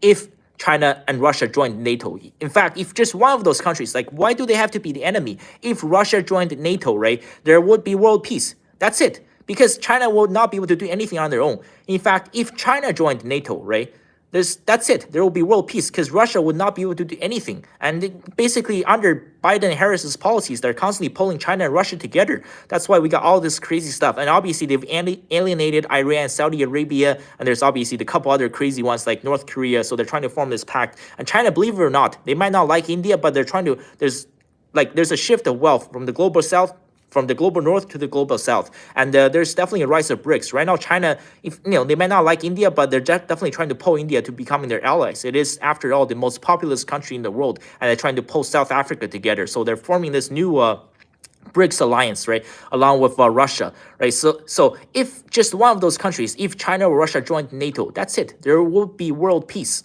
I'm just telling you, you might not like it. You might think that's crazy. But even Vladimir Putin, right, when he first joined office, when he first took power in 1991, right, there was a brutal Chechen war. Obviously, Grozny became the world's most destroyed city that was ranked by the United Nations. Sure, he was absolutely brutal dictator, but even he offered for Russia to join NATO. But however, even Bill Clinton agreed to Russia joining NATO. However, it was his team, the CIA, they denied it from Russia for Russia to ever join NATO, because if Russia did join NATO or if China joined NATO, there would be world peace. That's it. You might not like China, you might not like Russia, but you don't have to try to kill each other. But all of this is happening because Joe Biden and Kamala Harris, they have absolutely terrible foreign policies, and they cannot solve what's happening. And the only way to solve Russia and Ukraine, the only way to solve basically the only way to solve China, North Korea, if that's how you want to call it, the only way to solve tension in the Middle East is that you need a true leader in office.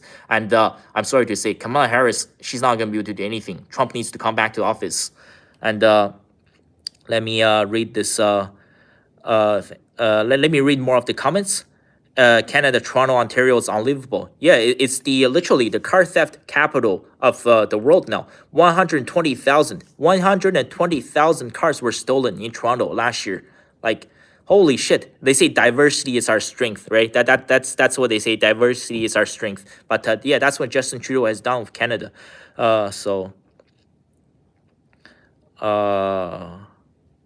Chinese company without Google does not work in China. Sex has always been transactional. Yes, the rich man, they get all the women, and the poor man, they get their penis cut off. They become eunuchs. So yes, there's always that aspect. So let me Netanyahu. Yes. Also, yeah. Here's the thing, right? Netanyahu is using weapons America give him. The United States is still donating to Israel's military $3.3 billion a year.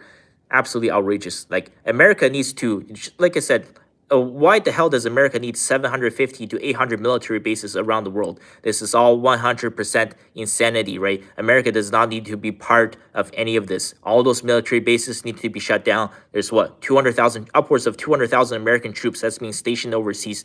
They need to all be returned to home. America needs to be focused on defending its own borders. Imagine if all the troops came home and they actually arrived at the southern border. There would be no illegal alien invasion. This is all 100% complete insanity. America should not be donating money to Ukraine either, right? That's why you need Trump to come back to end the war. That's it. No, I don't think it's going to happen. I know it sounds crazy. I'm serious. Just get China or Russia to join NATO. That's it. There will be world peace. The end of the story. And unfortunately, the American government, also the CIA, they'll probably make sure that even if Trump agrees, they'll make sure that it will never, ever happen. So, okay, let me read some more of the comments. If you believe you're going to be sick, you will wear your thoughts, watch your thoughts and beliefs. Or no, but it's I don't know. There's something in the air. A lot of my coworkers, they have returned to China recently because obviously the Omicron variant, China had a very, very long lockdown, strict measures. And a lot of my coworkers in China, when they returned to China, they got really, really sick for a week or two. So I got to be prepared. But I'll get through it. Can't give you you can't just give your professor a hi, don't slack. What? I don't know. Let me read some more of these comments. Pierre Polyev is going to bring more Indians. Well, I mean, Canada is... There's no turning back for Canada, to be honest. Trudeau has done too much damage. What are you majoring in? I already mentioned before, I'm majoring in Bachelor of Commerce. I'm just going through more of these comments. I know I rambled on for a while. Let me try to catch up on the comments. China is not all bad. Maybe in the beginning, you're going to suffer culture shock. It depends on where you reside. Air quality has improved a lot in Beijing, has above 70. I don't think I'll be spending much time in Beijing. I'll find out. I'll find out when I get back. They have algorithm to answer English. With immigrants come to the U.S., white men will choose to date those women too. Yeah, I talked about that for a long time, right? There's so many record number of white men that's looking to date interracially. But, here's the thing. If they see, a nice, cute little white girl with a non-white guy, especially with a black guy, they just completely berserk, man. I've seen so many white Canadian men do this. So, Jordan Peterson had blew up. well, it's because the Kathy Newman interview, right? That's what really just became an instant rock star. Well, before that, he did already have when he got the Kathy Newman interview, he did gain 1 million subscribers on YouTube. That's how he got that interview. It's because he posted these old lectures from University of Toronto, and a lot of men just they took interest. He talks about the masculinity and the fall of man, and that's how he first started. People watching his old lectures. And then obviously the Kathy Newman interview. By the way, everyone should watch the Kathy Newman interview. She got was 30 minutes long. I think 29 minutes. Yeah, she got absolutely destroyed. Yeah, she came out like swinging, like question after question after question, and Jordan Peterson just flat out destroyed her in 30 minutes. I'm surprised that they they allowed Kathy Newman to stay on the Channel 4 News after that. Yeah, that was a long time. That was 7 years ago. That was everybody should watch that interview. I think it has over 50 million views, I believe. So, are you still alive? What? What do you mean? Are you still alive?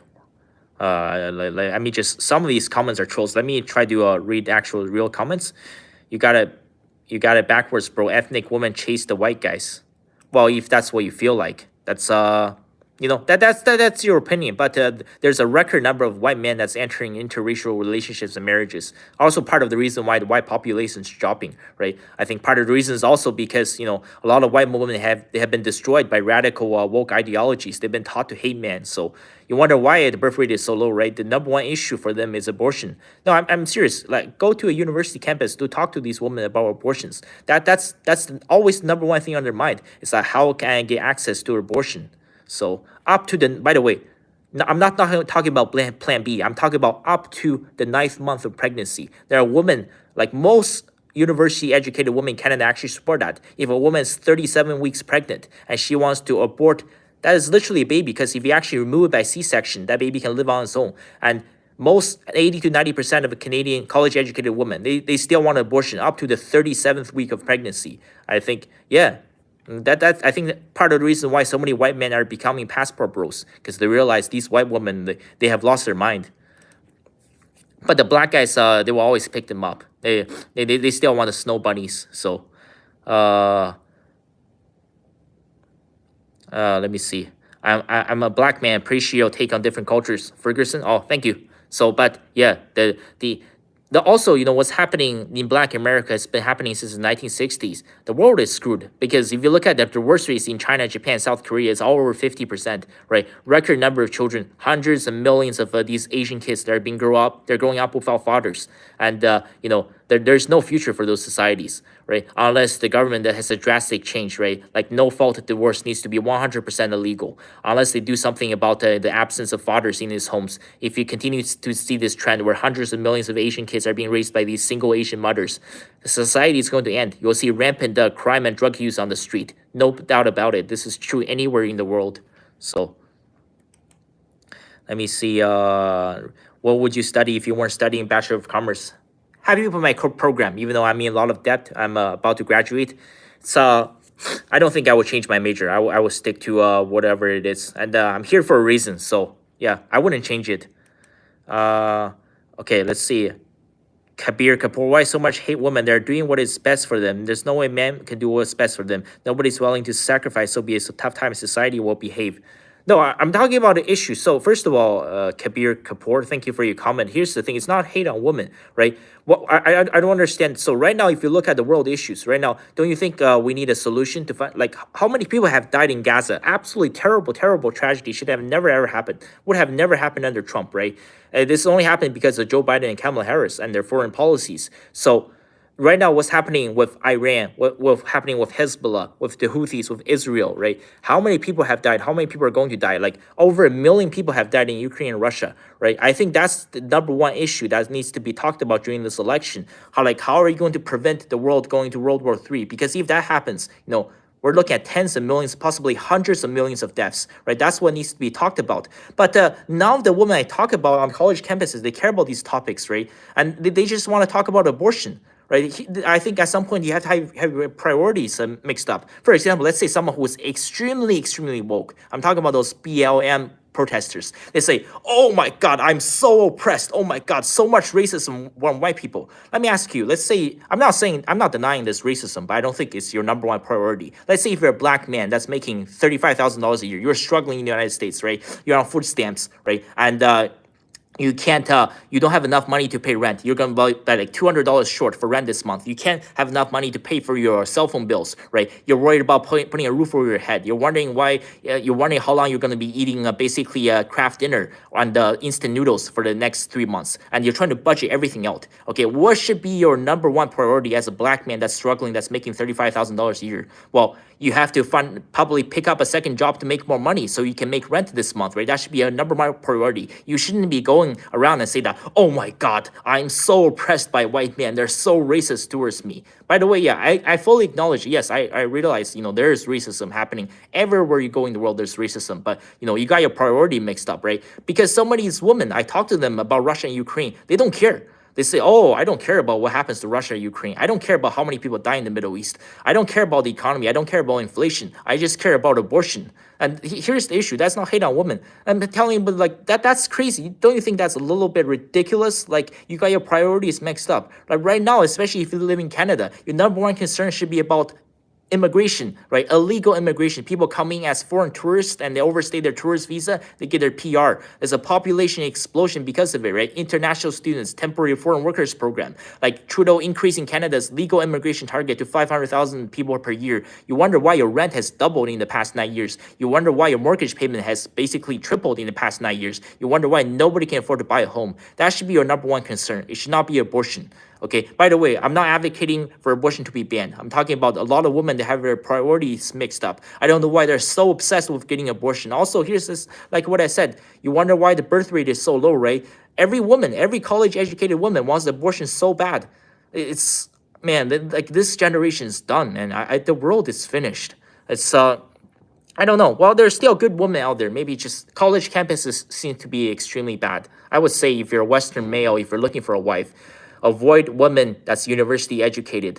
Look for a woman that does not have any education. She's struggling. She works at cashiers at Wendy's. If you can make some money, help her. Tell her to quit her BS job, and you take care of her. I'm seriously no, like ideally a woman with high school diploma. That's it. No more. Possibly a community college. Avoid the women's that's doctors, lawyers, women with PhD, master's, university degree. Just 100% completely so woke, so indoctrinated.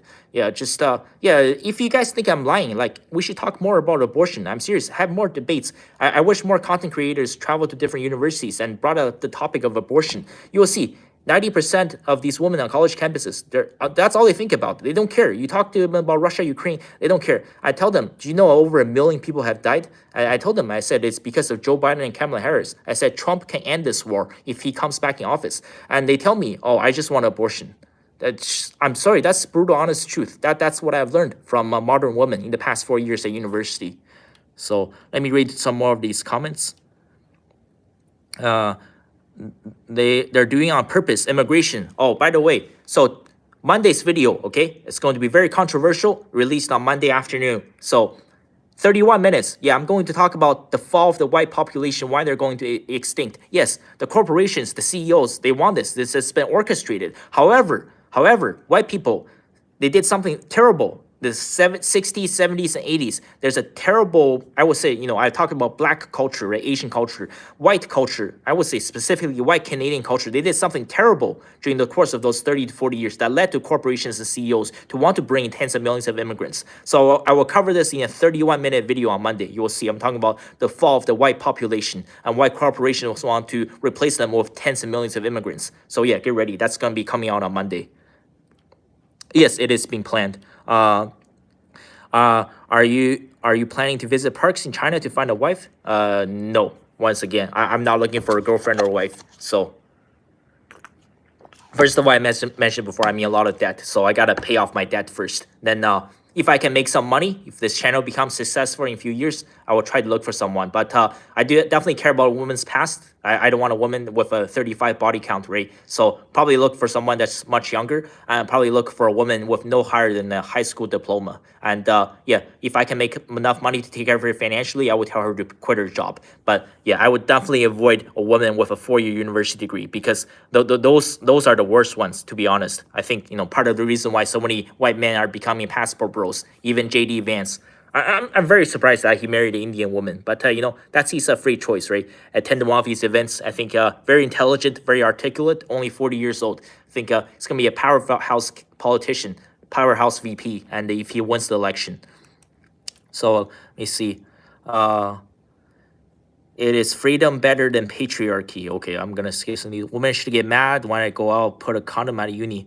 Do you think what?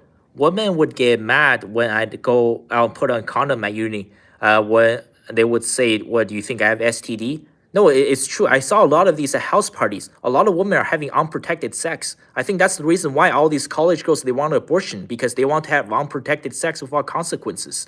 That's most logical explanation. Or unless someone wants to shoot a comment and tell me, why are over 90% of college educated women, why do they want abortion so bad?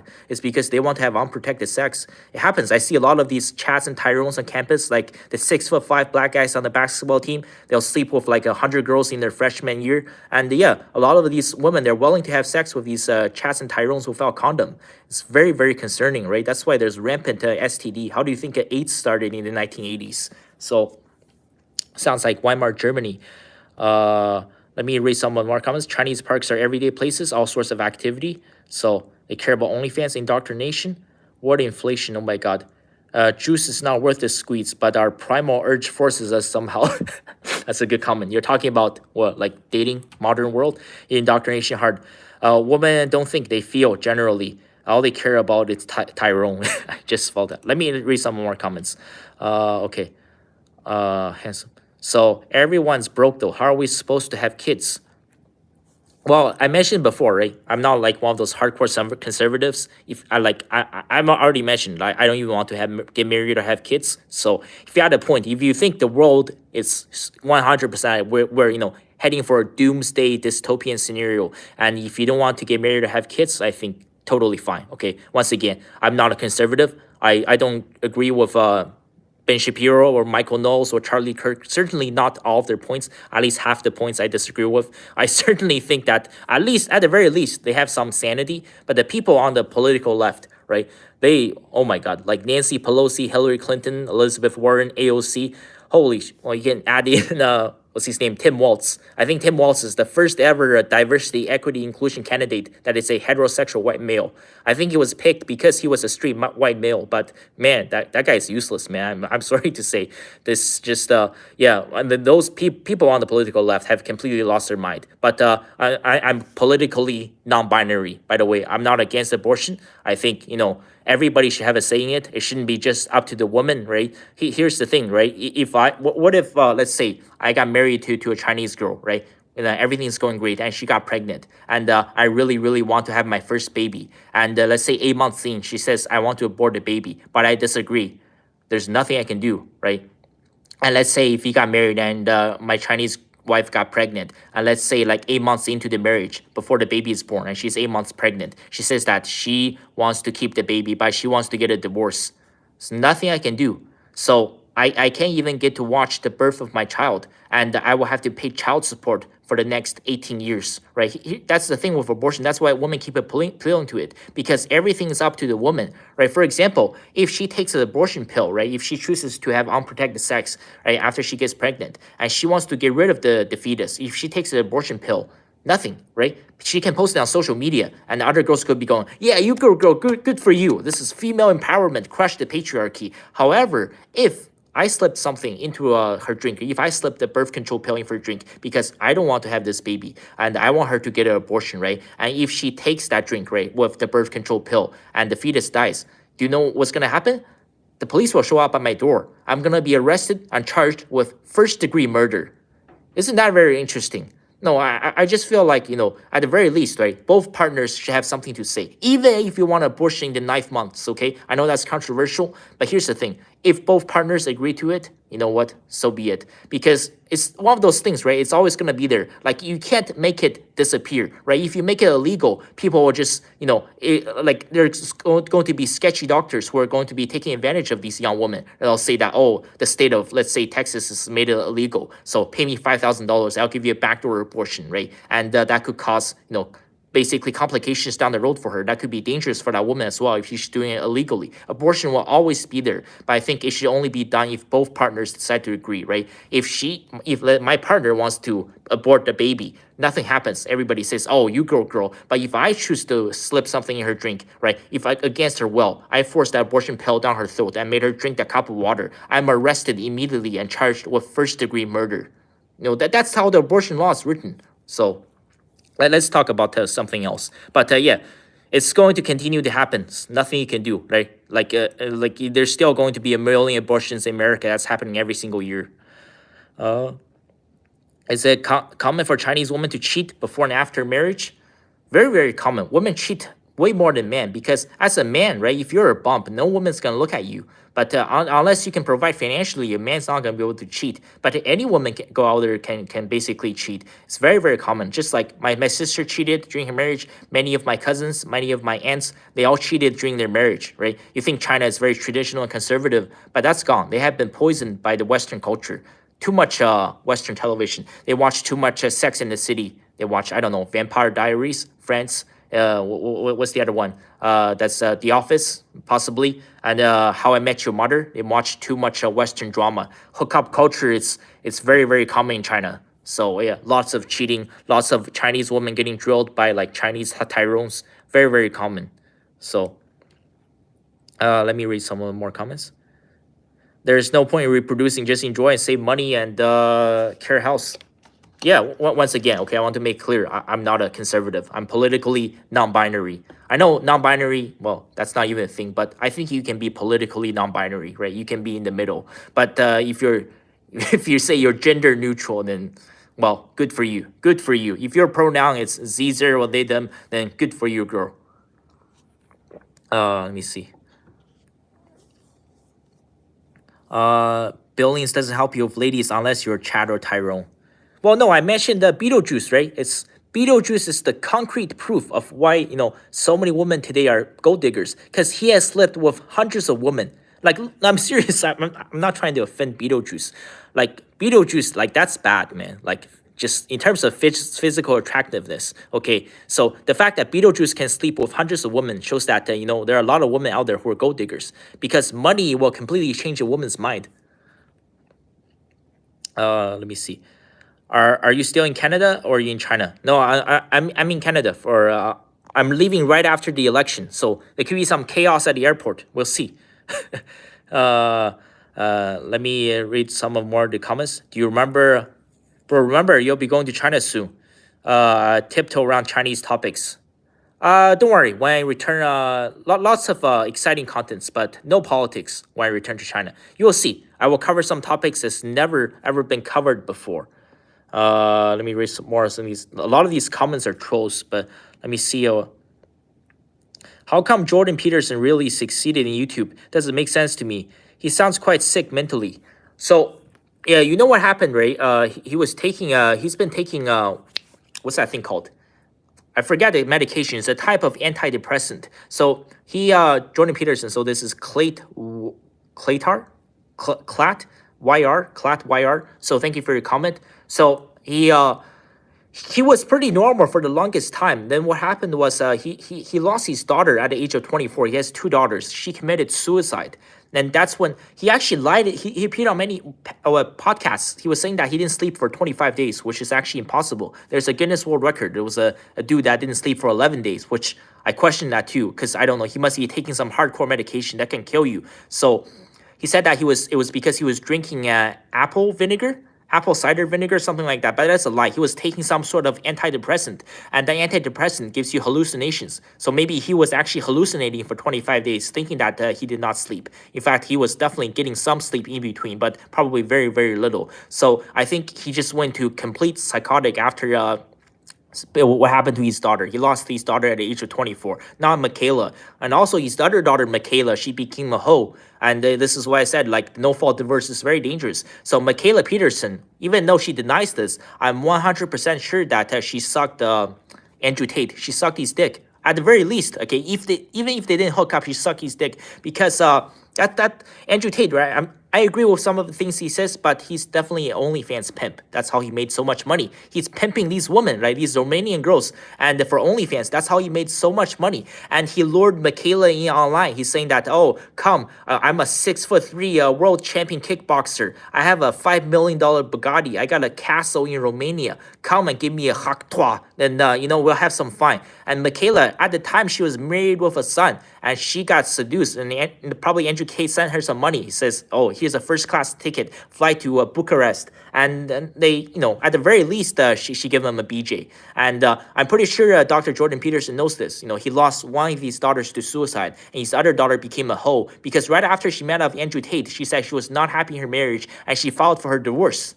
I believe she's still single. So that's got to be pretty traumatic. So I think Jordan Peterson, he was really solid up until that point. So that's when he lost his mind. He started taking antidepressants. He's been on it for many, many years. But yeah, he does seem like some of the stuff he says is very questionable. And yes, he's joined the Daily Wire. I'm 100% aware. I certainly don't agree with Ben Shapiro. His points can be very controversial at times. But at least he's made millions of dollars. I believe when he was asked, right, he said multiple times he's reported to be making at least $1 million a month. 1 million a month. So he's making at least $12 million a year.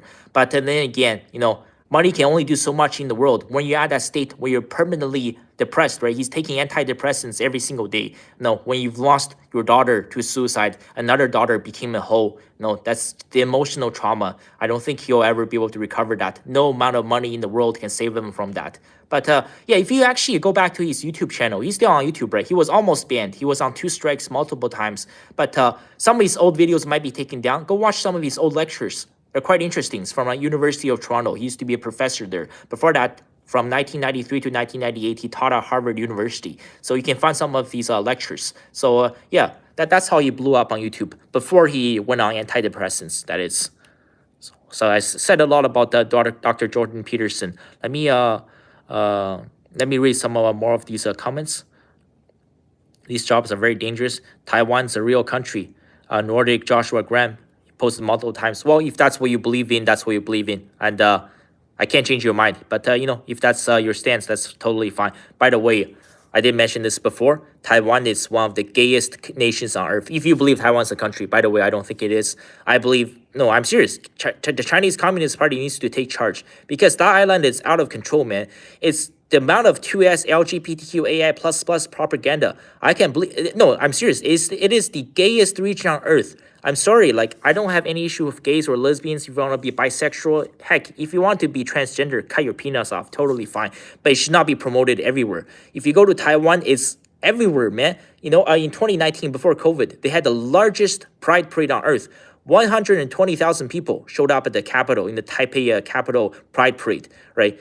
There's one thing, okay, if you're gay, you're gay. That's fine, right? Why is it, I've been to the Toronto Gay Pride Parade, right? I've seen that stuff, right? If you're gay, why can't you just walk out like normal, like this? There's literally guys riding on those pink bicycles with their dicks hanging out, okay? So, that's not normal, okay? 100% butt naked, because if I did that, I would be arrested for public indecency. So, why are those people at these pride events, okay? Why do you see guys with, nipple piercings and walking out with their pink thongs and 100% naked? That's the part where and Taiwan, I'm serious, it's all like that now. There's gay bars everywhere, like LGBTQ, the pride flag, the trans flag. That's what Taiwan's doing. Their previous president, Tsai Ing-wen, she was president for 8 years, right?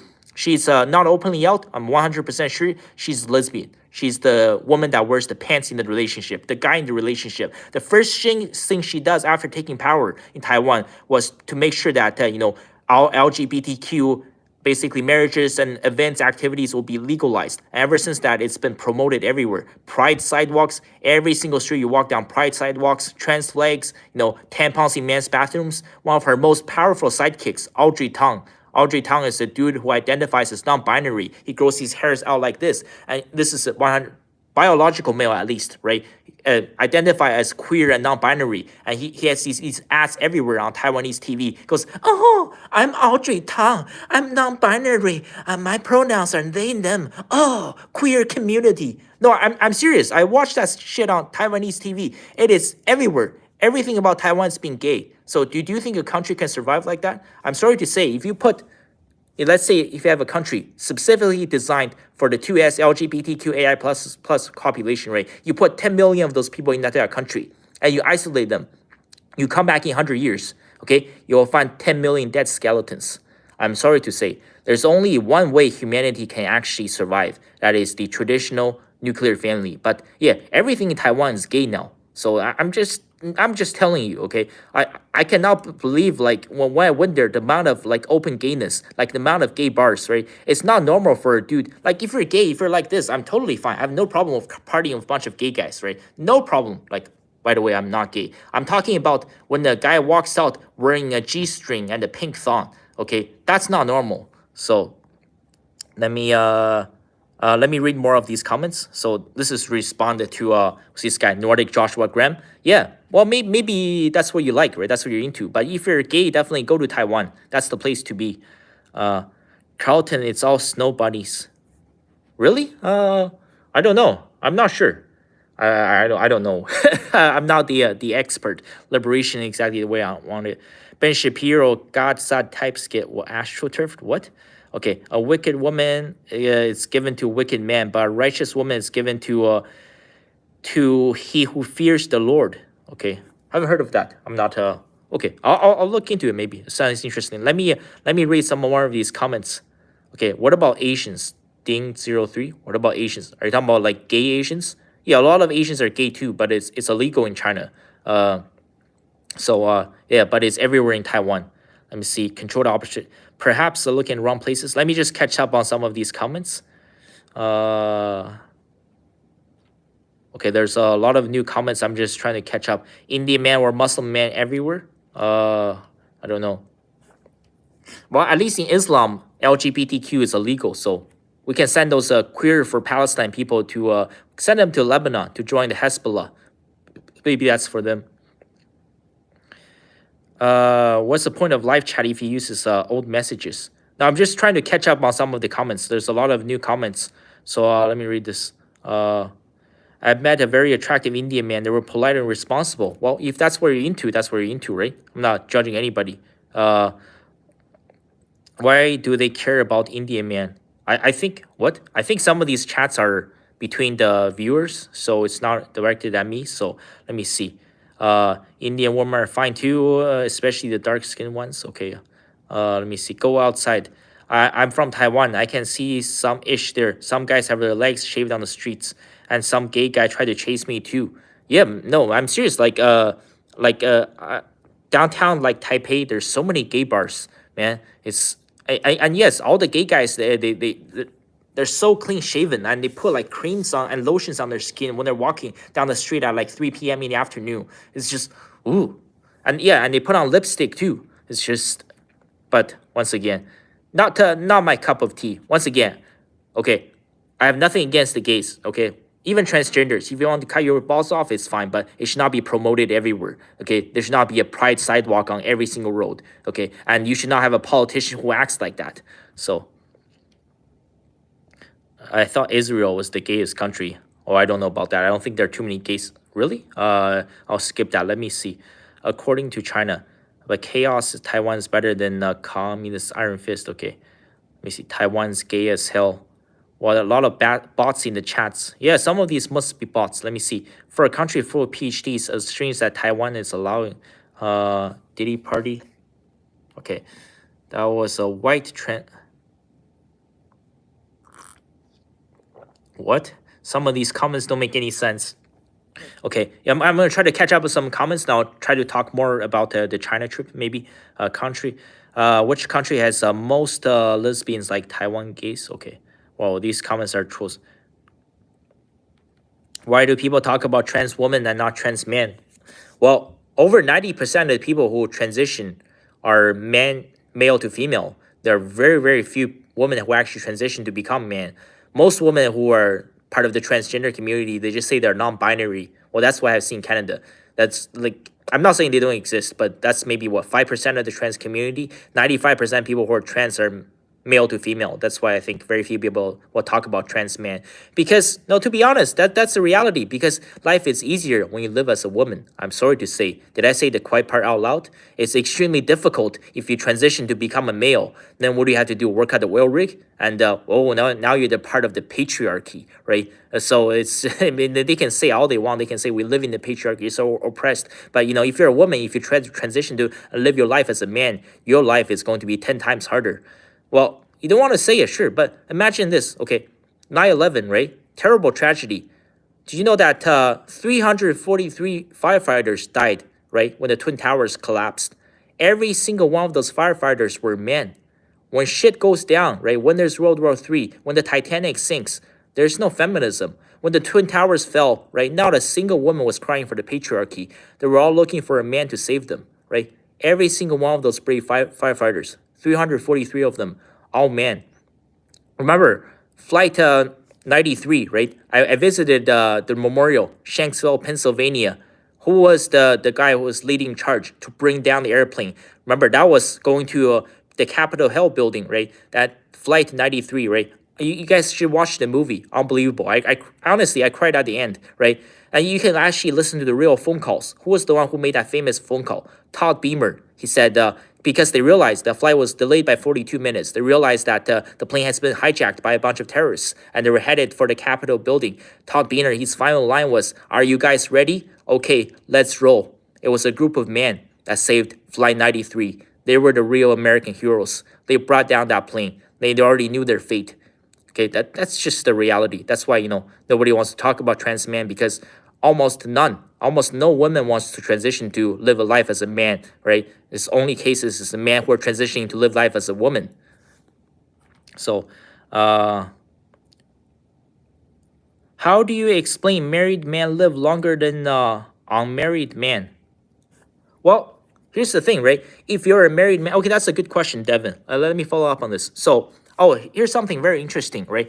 Yeah, well, I'll follow up on this. I probably released this video on Friday. Might trigger a lot of people on why Black Americans are so poor. The video is probably 21, 22 minutes. So here's the thing.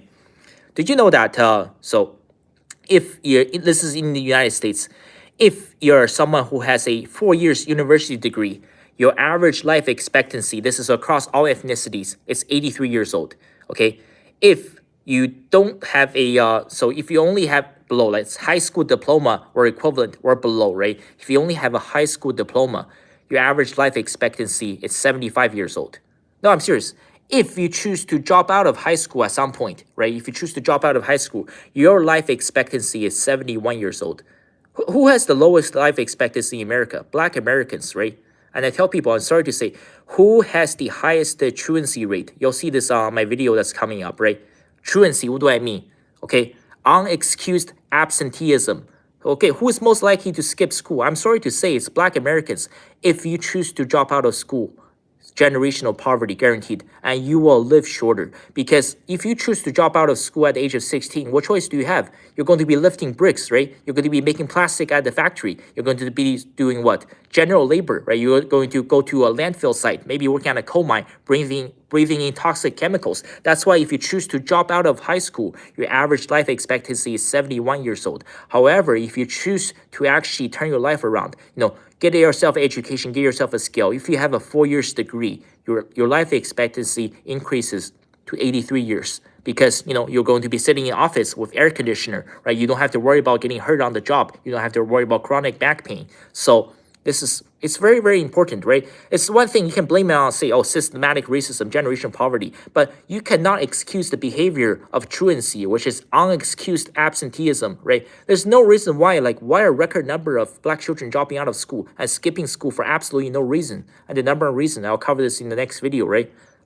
absent of fathers, right? If you choose to drop out of school, it's going to lead to generational poverty. And the reason why married men will tend to live longer is because, generally speaking, married men will make more money versus unmarried men, because the broke guys will never be able to get married. Unless you can provide financially, you won't be able to find a wife. And most of the married men who can provide financially, they probably have a white collar job. They're probably not lifting bricks, right? So that means that if they have a high paying white collar job, they probably have a university degree or above. So remember, if you have a university degree or above, your average life expectancy is 83.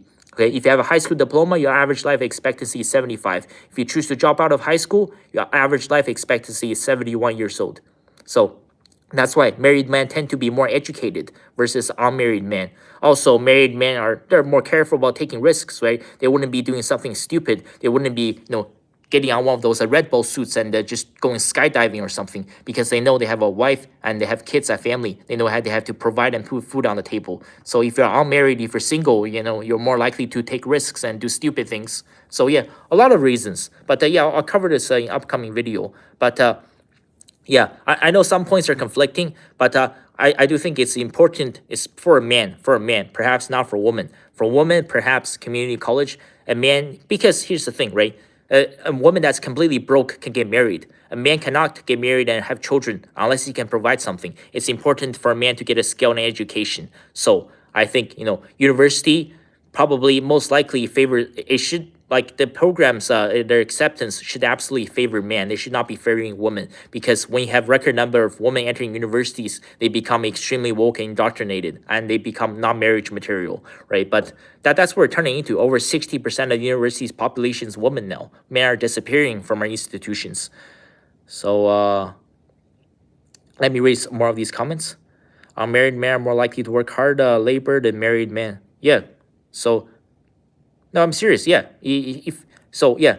How crazy is that? Someone has a university degree in the United States on average will live to 83 years. Someone who's a high school dropout will on average live to 71 years. Yeah. And yes, if you look at life expectancy, Black Americans have the shortest life expectancy. Who's most likely to skip school and drop out of school? Black Americans. Some of these topics are harsh, but you have to look at the reality, right? There's no excuse for truancy. 100% unacceptable, right? If you skip school for absolutely no reason, right? There's excused absenteeism and there's unexcused, right? And if you choose to skip school and drop out of school, you will literally live 14 years shorter. That's the reality. Everything you do in life has consequences. Do you know who, by the way, people who want to support Kamala Harris, do you know who actually really cracked down on this in California? Their top district attorney, Kamala Harris. She has arrested hundreds and hundreds of Black women in California because their sons and daughters were skipping schools. Yeah, you can look up Kamala Harris's record, right? And how she tried to crack down on truancy. There's some documentaries made on this. Yeah, she arrested hundreds of single Black mothers because they were letting their sons and daughters to skip school for absolutely no reason. It's called truancy. So yeah, I will cover that in a video next week. Are you in China? Again, someone's asking. Yeah, some of these comments are definitely trolls. I've already answered this. I'm not in China. When I'm in China, there will be no more live stream. So I have this one, then I'll have probably election night. I will do a special live stream, and that's it. Okay, probably another 7 or 8 months break. Then I will come back to do this once in a while when I return. So yeah, this is going to be my second last live stream for the next 8 months. So let me see. Do you feel trans women are replacing biological women? Because as a biological woman, I'm freaked out. Well, I don't know about that. I think they're a very small percentage of the population. I have seen the recent post. They're saying that 20% of Gen Z is identifying as LGBTQ now, but I don't think it's that high. I think a lot of people are trolling. Like a lot of people, for example, they're saying that, oh, for fun. They say, a guy could be saying, oh, I'm non-binary now, or I'm two-spirited. I think a lot of those people are true trolls. It's still like a quite small percentage of the population. But if they keep promoting it, yeah, there will be more and more people that's going to be joining this community, like what they're doing in Taiwan. Like I said, I have nothing against the trans community. Like, I'm totally fine. Like, look, dude, if you want to cut off your balls, cut off your balls, but don't promote it in the mainstream media. Okay, that's all I have to say. I certainly disagree with the points of people like, what's their viewpoints? Matt Walsh, he's probably the most hardcore activist against this. I don't 100% support his idea. I think, if you want to cut off your balls, I know I'm obsessed with it, but, let's just say if you're a guy, if you want to get some surgery done. Okay, I have nothing against it, but don't promote it in our schools and don't put tampons in our men's bathrooms. That's all I have to say. Uh, let's see. Okay, in China we use a different platform. Okay, arranged marriages in India have a low divorce rate, while love marriages the divorce rates are pretty high. Money plays a critical role in marriage. Yes, I 100% agree. Thank you for your point, Shane Moore. Yeah, there's back in China up until the 1980s, almost all the marriages were arranged. They have no divorces.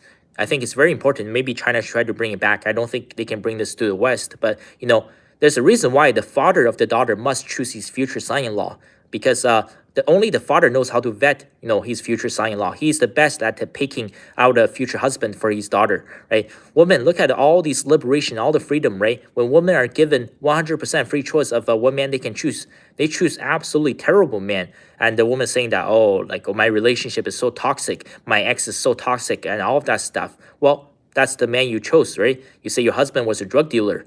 Why would you choose that man? I think women in general, they're just lacking in that aspect in terms of picking good men. They look for like terrible traits, right? And if you say, oh, your baby daddy is a deadbeat, he abandoned me, he cheated on me, like, why would you choose that guy? So once again, right, according to Pew Research, over 60% of men under the age of 30 in the United States are single. Over 60%, almost 2 out of 3 men are single. But all the women are choosing, the thugs, the drug dealers, the Tyrones, the deadbeats, the ones that sleep around without a condom, the ones that's passing STDs, and the arrogant pricks, okay? Women, you are choosing those guys, and part of the reason why the divorce rate is so high. So honestly, I don't think arranged marriages will ever happen. But ladies, if you want to choose a future partner, especially if you're serious about choosing a husband, you should talk to your father, right? Ask your dad. It's so important to have a father figure in the family. Ask your dad to, I'm not saying arranged marriage,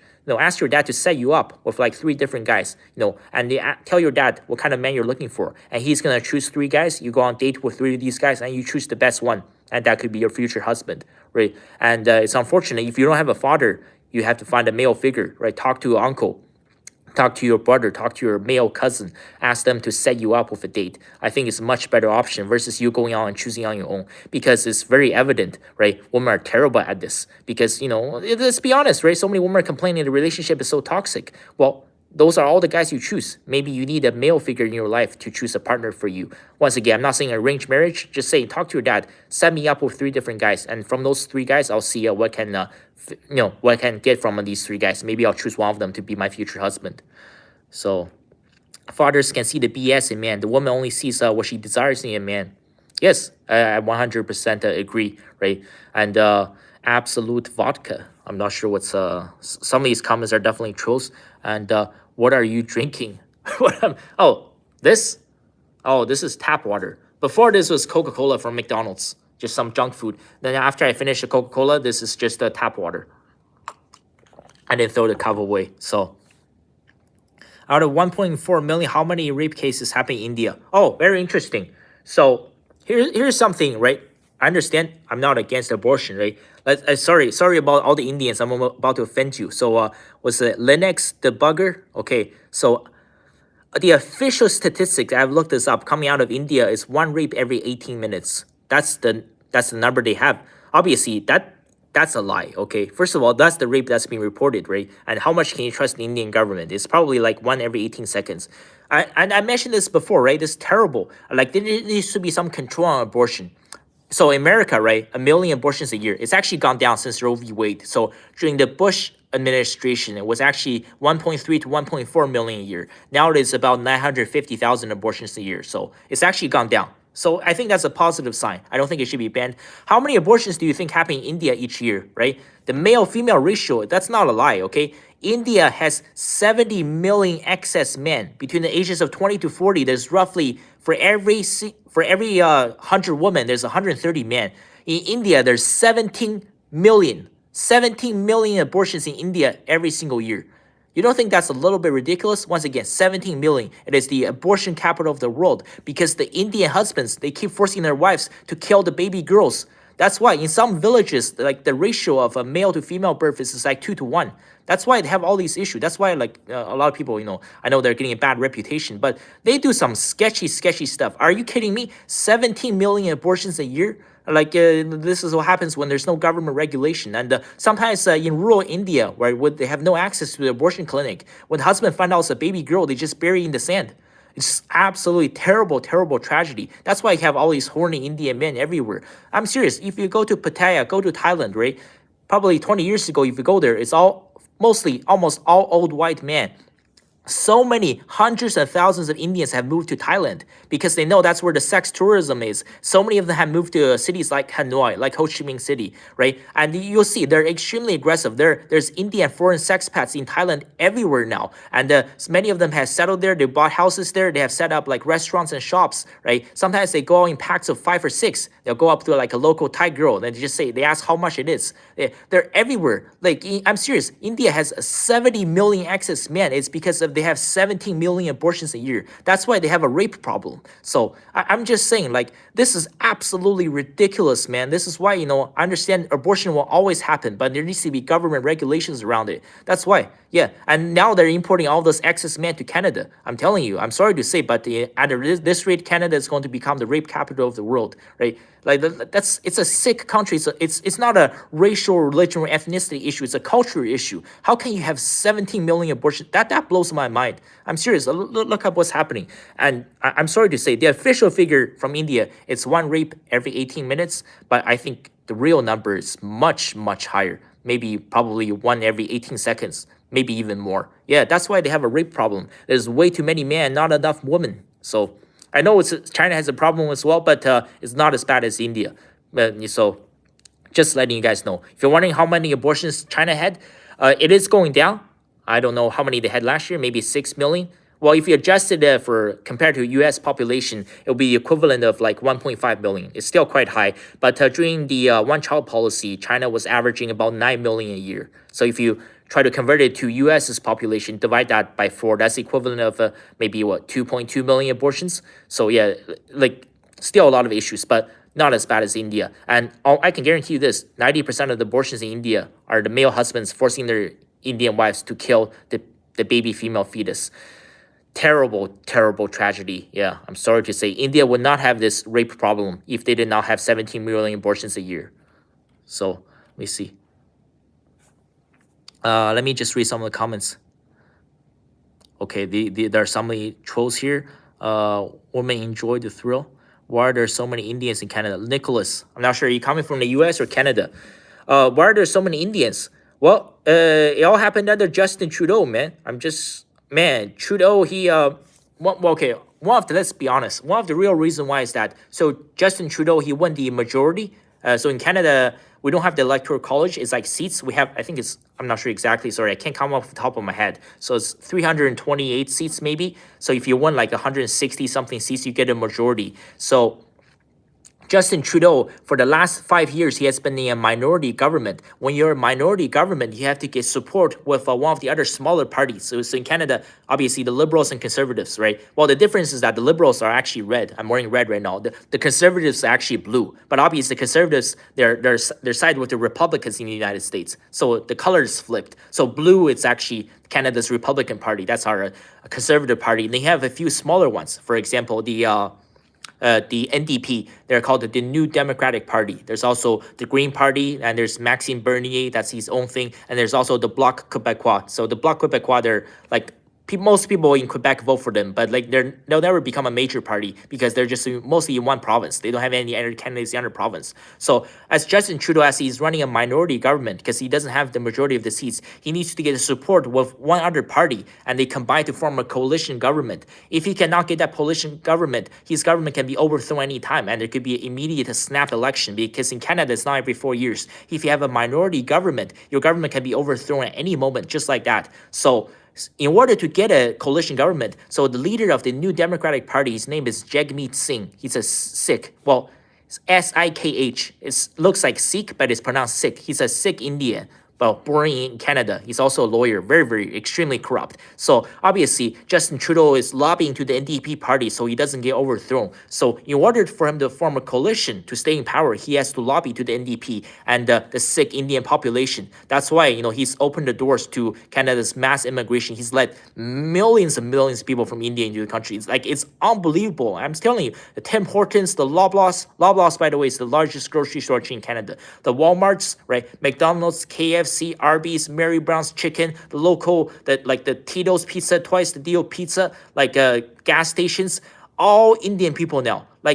It's unbelievable. I've never seen demographics change like that. And the reason why Justin Trudeau, and he knows all of this, the international student scam, the temporary foreign workers scam, and some of the Indians that are coming as temporary foreign tourists, they get a 14 days visa, right, tourist visa, and they just buy a one-way ticket, right? And they come to Canada, they get off the tour bus, and they just overstay their visa, nothing happens. The reason why Justin Trudeau is allowing this because he's lusting for power. He realizes that he has a minority government. For him to stay in power, he has to lobby to Jagmeet Singh. That's why. And for him to get a vote from Jagmeet Singh obviously, he's Indian, so he has to, obviously they signed probably a secret agreement to allow millions of Indians to flood the country. I'm serious. So Justin Trudeau, he took power November 4th of 2015. If you drove, let's say, from Toronto, Canada's largest city, let's say to the capital where I live in Ottawa, 4 hours. Perhaps if there's a lot of traffic, 4.5 hours, right? And as you drive down the highway, they have those rest areas, right? You can stop by, you can use the washroom, and they have these convenience stores, gas stations, and they obviously have Burger King, Wendy's, Starbucks. And because of these rest areas, they're located in very, very remote areas, villages, small towns of 5,000, 10,000 people. So up until 2015, as you drive by, as you stop by these rest areas, almost every single worker is white, right? You almost never ever see an immigrant. I'm not making this up. I can name them, like the ones in Odessa, like Napanee, Ogdensburg, Trenton. If you live in Ontario, you know exactly what I'm talking about. In Port Hope, right, in Cambridge, Newcastle, almost every single worker was white up until 2015. Now, if you drive down 9 years later, literally every single employee, you walk in, right? If you go to the restaurant area, whether it's the janitor, the store manager, the gas station clerk, the people working at Tim Hortons, working at Wendy's, working at Burger King, at Starbucks, all Indian. Every single one of them is Indian. Okay, and that's going to be a major issue because you don't see people who are native to Canada, people who are born and raised in Canada, working in these jobs anymore. Because before this was a source of income for many of these people who are living in rural Canada, where there's not a lot of opportunities, where there's not many job opportunities. But their jobs have all been taken away because they won't say it, but it's the truth. They call it diversity hiring, but many of these places, they will only hire Indian people. That's it. They refuse to hire anybody else. That's why over the course of 9 years, all the fast food chains, all the gas stations, all the convenience stores have been replaced by Indians because they won't hire anybody else. Same with the Walmarts. They will only hire Indian people. And this is, Trudeau's plan. And it's on one side, he's trying to cater to the NDP to form a coalition government. On the other hand, he's basically saying that I'm going to let all of you guys in, right? And I'm going to give you guys your green card. And I'm going to give you guys your voter registration. I let you guys into Canada. You vote for me to keep me in power. That's his plan. It's very obvious, right? Same thing as the Democratic Party, right? I'm going to let you into the country illegally. I will give you a mail-in ballot, and in November, you're going to vote for me. You're going to keep me in power, and we're going to keep bringing more of you guys in. Eventually, there's going to be one party only. Yeah, I'm serious. I've never seen a country change like this. Over the last 9 years, probably at least 2 million Indians have entered into Canada. Just people from India, at least 2 million. Just, Canada is, what do they call it? Canadanistan? No, I think it's not Canadanistan because that's Pakistan. India, not India. It's Innada. It's not Canada anymore. It's Innada. That's the new identity. Yeah, I'll cover more on Indians in future videos. I know it's going to piss off a lot of Indians, but yeah, the situation is getting out of control. I never see a country's demographic change like this. Let me read some more of the comments. Oh, I've been up for almost 2 hours now. Oh, thank you. There's still 100 people that's joining my live. So that's good. I'm still getting good audience engagement. I'll stay on a bit longer since this is going to be my second last time doing this for a very, very long time. The next time I go live, unless something emergency happens, the next time I go live will be on election night. Let's cover some election specials. I'll stay on for a bit longer since I won't be going live, just one more live for the next 8 months. So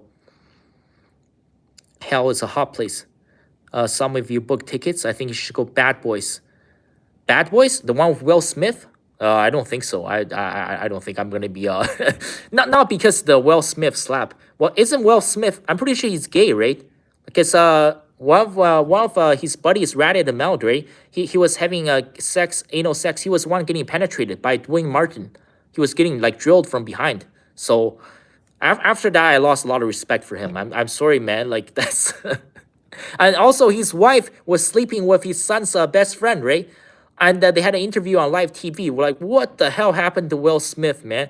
I know the man's very talented, but like getting drilled behind by Dwayne Martin and his wife having sex with his son's best friend, like, is that? I don't know if that's what he choose back. Oh, sorry, I got it mixed up. So JM, maybe I don't think you're talking about the movie. I thought you were talking about like Bad Boys. I think you're just talking about Bad Boys, but not talking about Will Smith. But it's true, right? Like Will Smith, he was getting drilled by Dwayne Martin, like that huge black guy. He was like killing him from behind. So, uh, that's true. Indians don't like to have a girl child. What are you talking? It used to happen 50 years ago, but it's not anymore. Hell's a hot place. Come on, this is not true. It does not happen anymore. So Kabir Kapoor, that's the Indian name.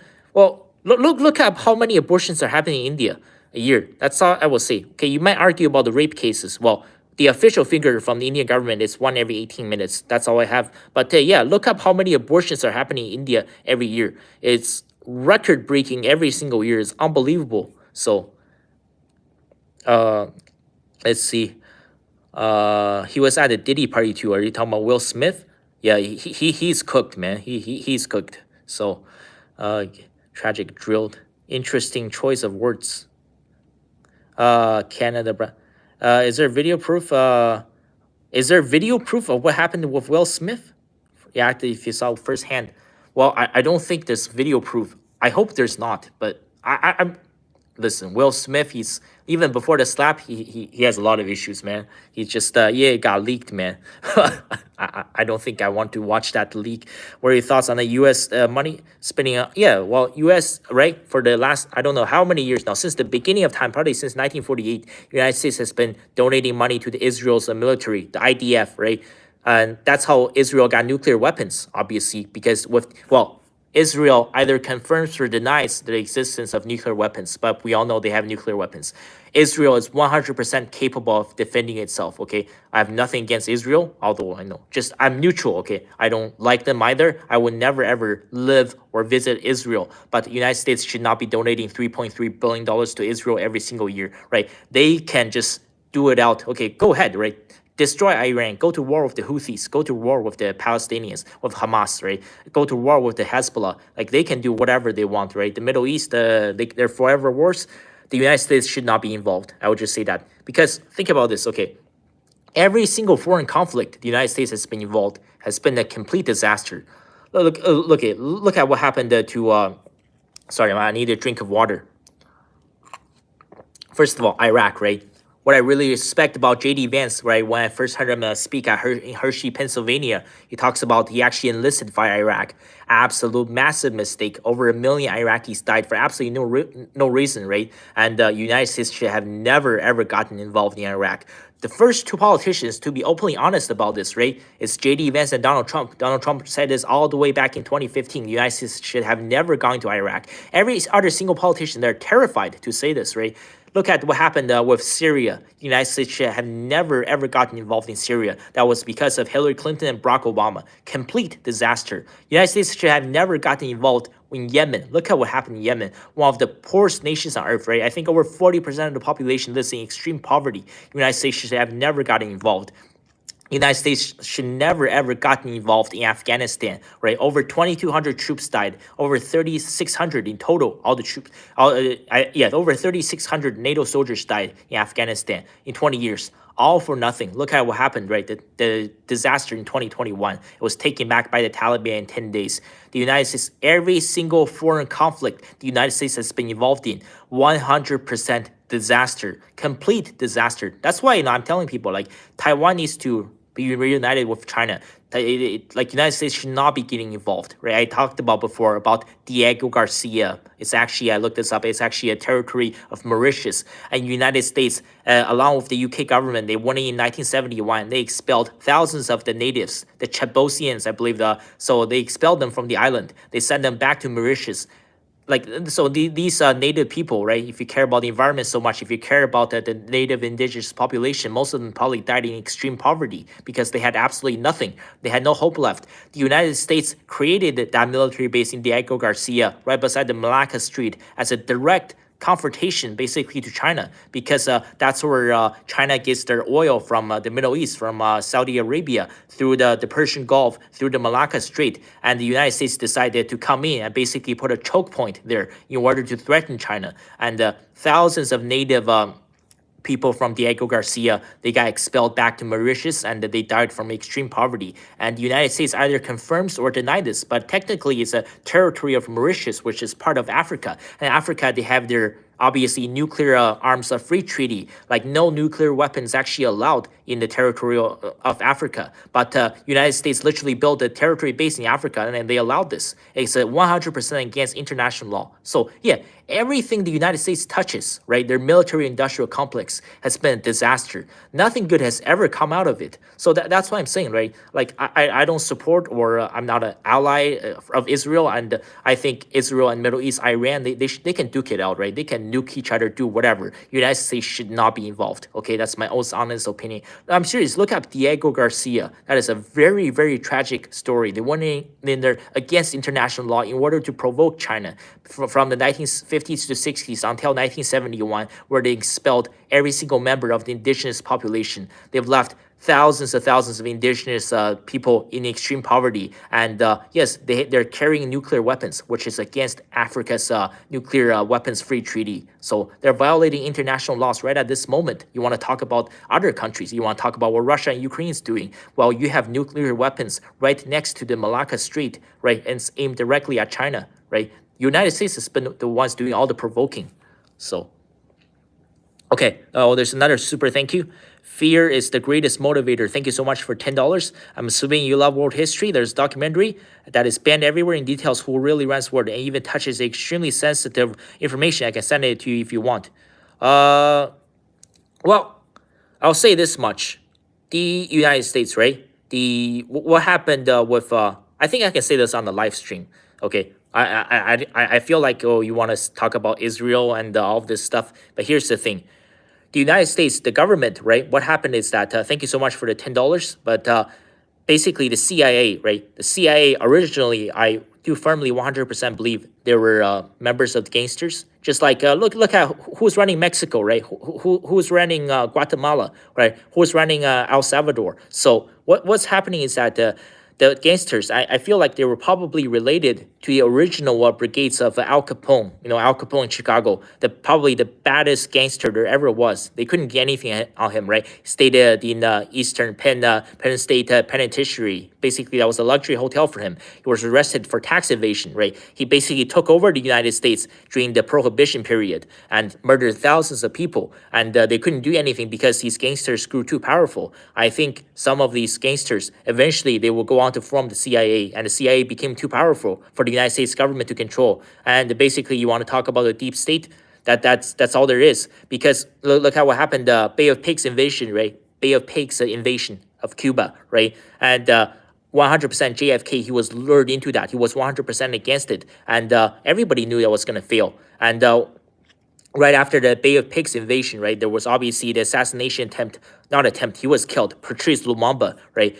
JFK was 100% against it, but the CIA still went in there with their covert operation, and they murdered Patrice Lumumba. So what happens is that that's why, after the assassination of JFK, Lyndon B. Johnson, he drastically changed all these agendas, right? He said that we're going to send troops to Vietnam. We're going to fight this pointless war. We're going to let 55,000 Americans die, because he knows that the CIA has become too powerful. And if he does not listen to the CIA, same with everything that happened with Richard Nixon, with Gerald Ford, even with Ronald Reagan, even with Jimmy Carter. If they know that, if they deviate too far away from the CIA, they're going to get assassinated. So that's what ended up happening, because even the U.S. presidents, they might have the most power, but they know they're not in control. They know that if they disagree too much with the CIA, then something terrible is gonna happen. Especially if they're driving in a open roof limousine. So yeah, but thank you so much. Fear is the greatest motivator for $10. But once again, I do not believe Israel is the problem, but the Americans, the CIA,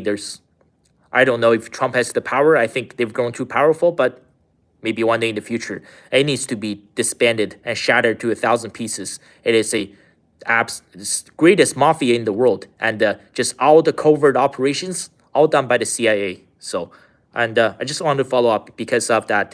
Thank you for the $10. Lots of Chinese students in the EU. Okay, can anyone name a superpower that has not carried atrocities against the humanity?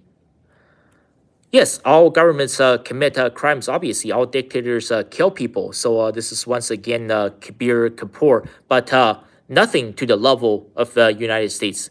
Okay, first of all, there are roughly 1,000 military bases, overseas military bases worldwide, right? If you, let's just look at the global geopolitics in 2024. 1,000 military bases, between 750 to 800 are owned by the United States. So yeah, up to 80% of overseas military bases are owned by one country.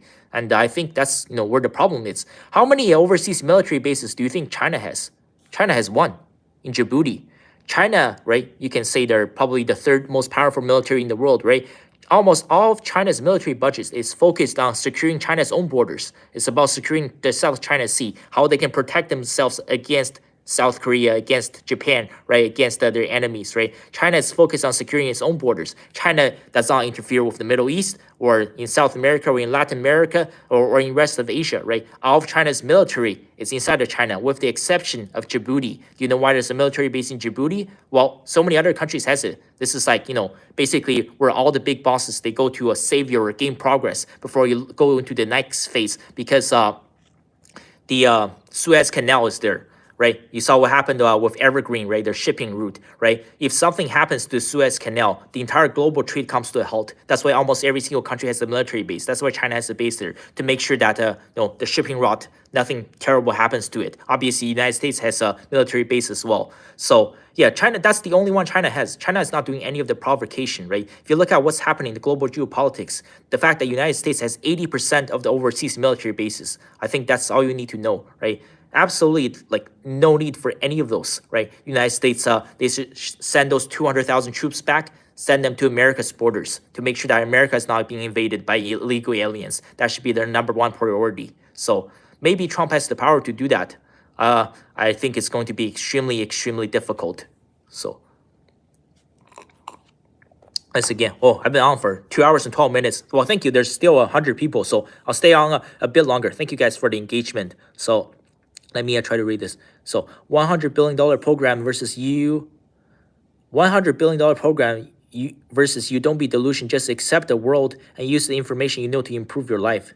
I don't know what the hell is he talking about. So some of these could be trolls, or they could be, I don't know, are they bots? So fear is the greatest motivator indeed. What are the differences between dating Chinese, Thai, Vietnamese, Filipino girls? Advantage dating Asian girl. Who is the best girl? Shane Warren? Well, every woman is different, right? I don't think you can necessarily look at a single nationality or ethnicity, right? It's about finding the best one for you. But right now, if you want to find any woman, listen, number one red flag, right? Number one red flag, I think, if she's 100% pro-abortion, if she's obsessed with it, you should stay away from her. Because if she's obsessed with abortion, that means that she probably wants to use it as a birth control. That means she wants to have female sexual freedom. That means that she wants to sleep around without consequences. And she probably doesn't want to be a mother if she wants to get abortion all the time. And also, if a woman is university educated, I think that's a red flag. No, I'm serious. Look for a girl who does not have much education, who works as a cashier at McDonald's. Work as hard as you can to save up some money, and you bring her out of poverty. And you have to become the breadwinner. Yeah. I would say definitely, like, it's important to have these discussions on political topics. But yeah, number one thing, the fact that so many women are obsessed with abortion. Yeah, think about it. If you want abortion all the time, obviously you're not going to be a mother. What if you actually want to become a husband, to become a father? If you want to pass down your bloodline, and if you marry a woman and she wants an abortion in the 37th week, so yeah, that should be the number one red flag. It's important to have these discussions. So Let me see. Uh, who runs the United States? Someone put Chinese, Vietnamese, Thai, Filipino. Oh, something. So you don't really like Filipino women. Quite interesting. Okay, let me read some of the more comments. Most Operation Gladio either. Frank Nada. So, I can talk a lot more about the Middle East, but even though this is YouTube Live, but I might get into trouble. But uh, I will say this, right? A lot of people, I know you bring up comments once again, right? A lot of people think that it was Israel who was basically behind the invasion of Iraq. Well, here's the thing. Look up a history of Iraq, Saddam Hussein, the Gulf War, first and second Gulf War, right? And look up what happened, everything leading up to it, right? It's definitely the United States, okay? I understand Israel has a lot of issues, but that was not Netanyahu. He was, listen, Netanyahu is terrible human being. I understand, okay? Committed countless war crimes. I understand that he tried to, people say he tried to lobby to Congress in 2002. I know he said, he did go to Washington, D.C. He said that, Saddam Hussein has weapons of mass destruction, right? If Iraq, the regime was overthrown, peace and democracy and freedom would basically sweep through the Middle East. But that was just all a show, okay? Netanyahu is just United States because they know he's already evil, so they try to paint the picture. They say, why don't we just use this guy? It appears like he's lobbying Congress. The United States is 100% responsible for the invasion of Iraq. And if I say too much, I could get into trouble. But yeah, look into the history. Look into as early as the 1980s, the first Gulf War. Look up the second Gulf War. Try to understand everything that has happened. So look up how Iraq became the fourth most powerful military power in the world. So I think everything will start to make more sense. But yeah, Netanyahu, I do agree. Netanyahu, Netanyahu, he's got to go, man. So, let me see. Let me try to read these. I'll stay on a bit longer. So I'm like 2 hours and 16 minutes now. So that's good. There's still 100 people that's following me, and I will save this live as well. And it's not a Middle East issue. So why have you not dated a girl in your life? Don't you think it's time? Well, I mentioned before, nowadays dating 2024, 21st century, it's a financial transaction from the man to a woman. If you're broke, a broke guy still can get a girl. Like if you're a 6'5" Tyrone or something, but I'm just a regular 5'8" Chinese guy. If you don't have any money, it's almost impossible in modern world. That's just the reality, right? You gotta be able to provide financially. So I gotta focus on paying off my debt first. Asian man should take advantage of Latin women who love Asian boys. Okay. British and U.S. caused the issues in Iran. Yeah. Who? Oh, yeah. By the way, a lot of people don't know this. A lot of people think, oh, the Islamic Revolution in 1979 that destroyed the country, right? Who overthrew the Shah in 1953? It was the British, right? I think the more you learn about world history, the more a lot of things will make sense, and the more you understand why the media has been lying to you the whole time. Very important to learn about history, and it's very unfortunate that when I try to make I want to make a series on the Soviet Union, but yeah, it's going to get censored completely. So okay, there's another $10. Thank you. Fear is the greatest motivator. DM me, brother. It's legitimately life-changing. For the love of God, only share with those who you trust. About 12 hours long with proof. Why do I feel like I have seen these types of videos? Well, thank you. So that's $20 now from Fear is the greatest motivator. Thank you for your support. But I feel like I have a pretty good idea of what the documentary is talking about. But yeah, thank you so much. I wish I could share the entire series on the Soviet Union on YouTube. I'll see what I can do. I'll try to find something. But thank you so much for the support. But once again, like if you want to talk about the Middle East, I will say once again, the invasion of Iraq, all the terrible things that's happened, okay, it's not Benjamin Netanyahu. The real culprit is the United States government. And I know you're going to say who is behind the United States government, but, the CIA. The CIA is... Okay, I'll stay away from that topic for now because YouTube might get me into trouble, right? So even though this is a live stream, but I'm going to save this live stream. So I want people to watch it after. Thank you so much for the support. But I think I have a very good idea with, what you're talking about. I've seen, I watched consumed countless, historical documentaries over the course of my lifetime. Thank you so much for the support. Stop, you don't have to be a giant. That's goofy and a dangerous message. What? Okay, I will date a Latina but can't dance. I can't dance. Extremely boring. Latin women hate boring dudes. Yeah, well, a lot of women hate boring guys, right? and they say the guy is too vanilla, the guy is not exciting enough, and then they choose some thug or gangster or drug dealer, and they say that my boyfriend is abusive. So that's modern woman in a nutshell, right? They don't want the boring guys, and they want something exciting, and they find a man who's a wife beater, and they say that, oh, I had to escape from my ex because he was viciously attacking me. So that's a part I can never understand about women, right? Let's see. You're in China? Oh, okay, a lot of these comments are definitely bots. I'm gonna explain them. Uh,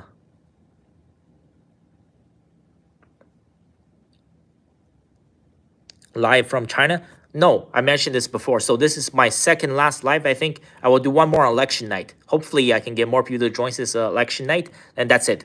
Uh, Next time I go live after that could be another 8 months. I won't be able to do live in China. The internet connection won't be good enough. So yeah. Uh, you can post YouTube on bootleg YouTube for censorship. Uh, See the okay. How do you overcome challenges, struggles, still become successful? For your instance, specifically, well, thank you, Bloody Chaos, but I don't think I'm successful. I mean, a lot of debt. Maybe in a few years' time, if I can turn my life around, maybe I can get this channel going. But I wouldn't say I'm successful, but I'm getting by. Most important thing, I would say, I don't smoke weed, I don't gamble, I don't drink alcohol, and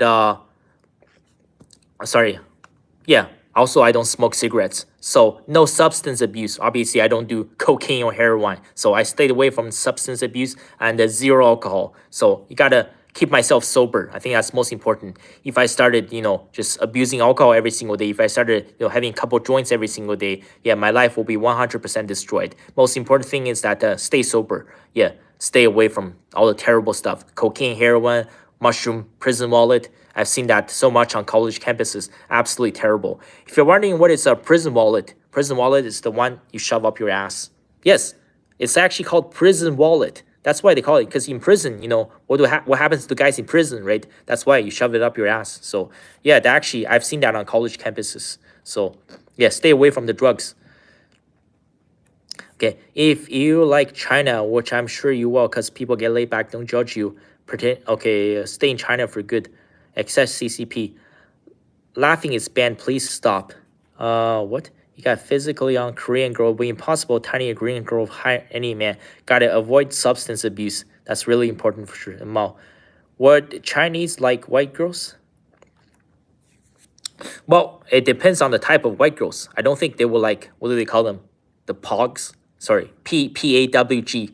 Hey, is that what you call it? Yeah. Well, like if you're a skinny, nice little white girl, I think most Chinese men will like you. But a couple of turnoffs, right? If you smoke, absolutely no. Like anything, right? I'm talking about weed. Like if you smoke anything, even vaping, they won't like you. Also, yeah, if you're fat, they won't like you. Chinese like their women skinny. They won't like any pogs. Yeah. If you're a skinny white girl that doesn't smoke, yeah, a lot of Chinese men will like you, I think. Do you know Shangdi? No, I don't personally know Shangdi, but maybe I'll get to meet him one day. Thank you for the comment. Let's see. There's some more comments. So we're up 2 hours and 20 minutes now. So yeah, I'll stay on for not too much longer. I think maybe 10, 15 minutes. Thank you. Thank you for the comments. So Chow Bei, smoke, tattoos, piercing. Yeah, well, Chinese men, they might be okay with tattoos. I don't know about piercing. Depends on where you pierce it. If it's your belly button, it might be okay. But definitely, yeah, if you smoke, they won't like you. And if you're a pog. So you guys wanted me to explain pog? Like fat ass white girl. Yeah, if you're a fat ass white girl, they won't like you. Yeah, fat ass with a PH. So yeah, they don't like fat women. Look at all the Chinese women. Look at the Korean woman. Look at the Japanese woman, right? No fat woman anywhere. So yeah, they just don't be fat. Yeah. Okay, LOL. I won't mind a side nose piercing. Not true, brother. LOL. I'm not sure what you mean that. Wait, you're saying that there are Chinese men who likes fat white girls? I have never ever seen that. I think only black guys are into that. I've certainly seen a lot of black guys with like pogs. I have never ever seen a Chinese guy or even Indian guy with a pog. Really? I can't imagine. I don't think Asian men will be into that stuff. Because if you're like an average, like the average height in China is probably like 5'7" for a man. So if you're average 5'7", you probably, I don't know what's the average weight in China, maybe 155 pounds. If you're like 5'7", 150 pounds, and you're with a like POC that's what, I don't know, like 5'5", that's 220 pounds. No way, man. No way in hell. Like I don't think so. I don't think so. Like, they wouldn't like POCs. So let me see a few more comments. First of all, yeah, thank you guys for the support. Most of my live, I've had over 100 views. 100 viewers. I'm at 114 right now. Thank you guys so much for the support. And yeah, just wanted you guys to say, so I have one more live on election night. That's going to be actually my last night in Canada. So a month from now. Pretty excited. And some controversial, possibly bombshell videos to be dropped next week. So 31-minute video on Monday on why white people are going extinct and mass immigration. So yeah, get ready for that. Might trigger a lot of white people. So what Chinese like medium and thick white girls with low body counts or virgins? No way. No, man. I don't think Chinese people just like big girls in general. It has to be small. Only black men are into that stuff. I don't know. What about POG, man? Being fat is healthy for the modern era. No, I don't think so, man. Or like you want to look like a Lizzo? Well, actually, she's lost some weight, right? So let's not pick on Lizzo too much. But I don't think so. So okay, there's another super chat. Fear is the greatest motivator. Thank you again. Oh, it's $2. I like when pogs drop all their weight on my face. Oh, Jesus. Wait. Fear is the greatest motivator. Are you like a black man? Are you black American or something? I don't know. That's not my thing. I would not date any woman that weighs more than me. In fact, not even same as weight class. It has to be at least 2 weight classes below me. No freaking way, man. Like if you're, it's how do I try to put it? Okay, I'm a little bit concerned because I'm gonna get myself into trouble. This is intended to be family friendly, but no, I'm just saying, just no fat woman. Okay, that's it. That's it. I don't want to get myself into trouble. So how long are you going to stay in China? Okay, some of these are definitely bots. I mentioned this so many times, but yeah, I'll be in China for 170 days. But yeah, I don't know where these come. Black men are Latinos, black male. I feels like being suffocated. 150 pounds. Your standards are too high. That's why you're single.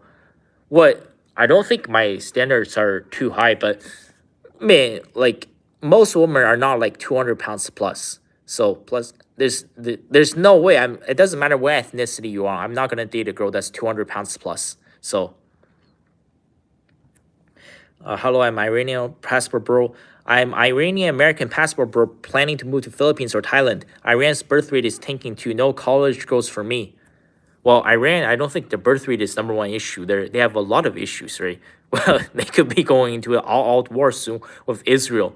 I don't know what's gonna happen, but yeah, if you are moving to the Philippines, it's, whatever makes you happy, right? As long as you can provide financially. Do you like chopstick girls? I would rather, too skinny is better than too fat. I'll just say. All right. Some people like skinny girls with boy bodies. So, do you not have moderators to get rid of bots? No, sorry, I don't have any moderators. This is a small channel. I don't have people working for me or anything. But yeah, some of these chats are 100% bots. So yeah, once again, 2.5 hours now. This live stream is going to end soon. I'll read some last minute comments. Once again, my second last live stream of the year. I'll do one more on election night, then no more live streams for the next 7-8 months. And yeah, hopefully I can bring contents out straight out of China, maybe around Christmas time. If not, New Year's Day for sure. So yeah, very, very exciting contents, hopefully. This man's in a lot of debt. Yeah, he has to get his shit together. Okay, let me see. Fears. Trusting your brother more. All the booty me slams you higher plane of existence. I wouldn't mind a skinny girl with a hot boy body. Have you been to Japan before? Only at the airport. I spent a night at the airport. That's it. I haven't really been to Japan. And for many Asian women, forget outdoor activities as majority want to be pale white. On top of that, traveling with them is not a good experience. Majority go for ego, Facebook photos, and nonstop complaining. Yes, some women are like that. Maybe not all of them, but yeah, many of them are being westernized. Too much social media, too much internet, too much watching Friends, too much watching How I Met Your Mother, too much Sex in the City. Many of them are becoming that. It's very, very unfortunate. They care about their looks way too much. CH has a talent of constant speech of good and bad. Oh, bad speech? Are you talking about the prison wallet, Frank Nada? Maybe I couldn't do that. Props to man. Okay. Well, thank you. Well, you did say at least there's some good speech. Yeah. Although, yeah, some of the stuff I said is a little bit questionable. But still, I would not date a fat girl. Just to be honest. What if you decide to stay in China? Will I have to pay back in debt in Canada? No, I will not be staying permanently in China. My family is too crazy. But I will do whatever I can, right? I made a decision to come back to school. Yes, I did have to take on a lot of debt, but I will do the best I can to pay it off, right? At least I use it towards my education. No, not to abuse drugs or alcohol or spend it on strippers, okay? So it's all been because of my education, and I will do the best I can. So, will you ever visit Toronto? No, Toronto is a complete shithole. No, I would never consider living there. So, last few moments of my live stream, and this is going to end in a few minutes. Let me just read Fierce Greatest Morning. I saw raw footage of China. Stay safe and healthy, brother. Hope I see raw footage of China. Yeah, it'll be very, very exciting. It's been 8 years. And you're around 185. I agree. And American-born Chinese girls, many of them are very, very whitewashed. If that Asian girl is born and raised in America or Canada, 80% chance she likes white guys. I'm just being brutally honest, right? Might not be the case, if they were fresh off the boat, all right, if they moved to Canada or United States at the age of 12 or something. But yeah, if they were born and raised, 80% chance they like white guys. Just telling you, ABCs. I don't know why this isn't common sense. Yes, strippers. Israel, Utah, was the only place developers to have a high fertility rate of above 2.5. Wait, Israel's fertility rate is 2.5? I don't think it's that high. I think it's much, much lower. I have to check on that later, but it's not a huge issue. I agreed. I call the U.S. ABS. What are you studying? Okay, same questions keep popping up. Some of these are definitely bots, so stay safe. So, all right. I think I ran through all the comments as some bots. So, once again, just want to confirm with you guys, possibly some controversial videos next week. I'm going to talk about why Black Americans are trapped in generational poverty. Video is going to be long, like 22 minutes. So next week, 3 videos. The shortest one, I think, is 12 minutes. Then there's a 21 or 22 minutes. And then there's a 31-minute video. I released the longest one on Monday. You guys will get to see, right? Talk about mass immigration and the disappearance of white people. So, yeah, that's going to be what's coming up. So, yeah, some controversial topics next week. So, yeah, I will do my very, very best to keep this channel going. And hopefully, I'm very, very excited. Around Christmas time, by New Year's at the latest, my 2 years China series will premiere. I'm really, really looking forward to it.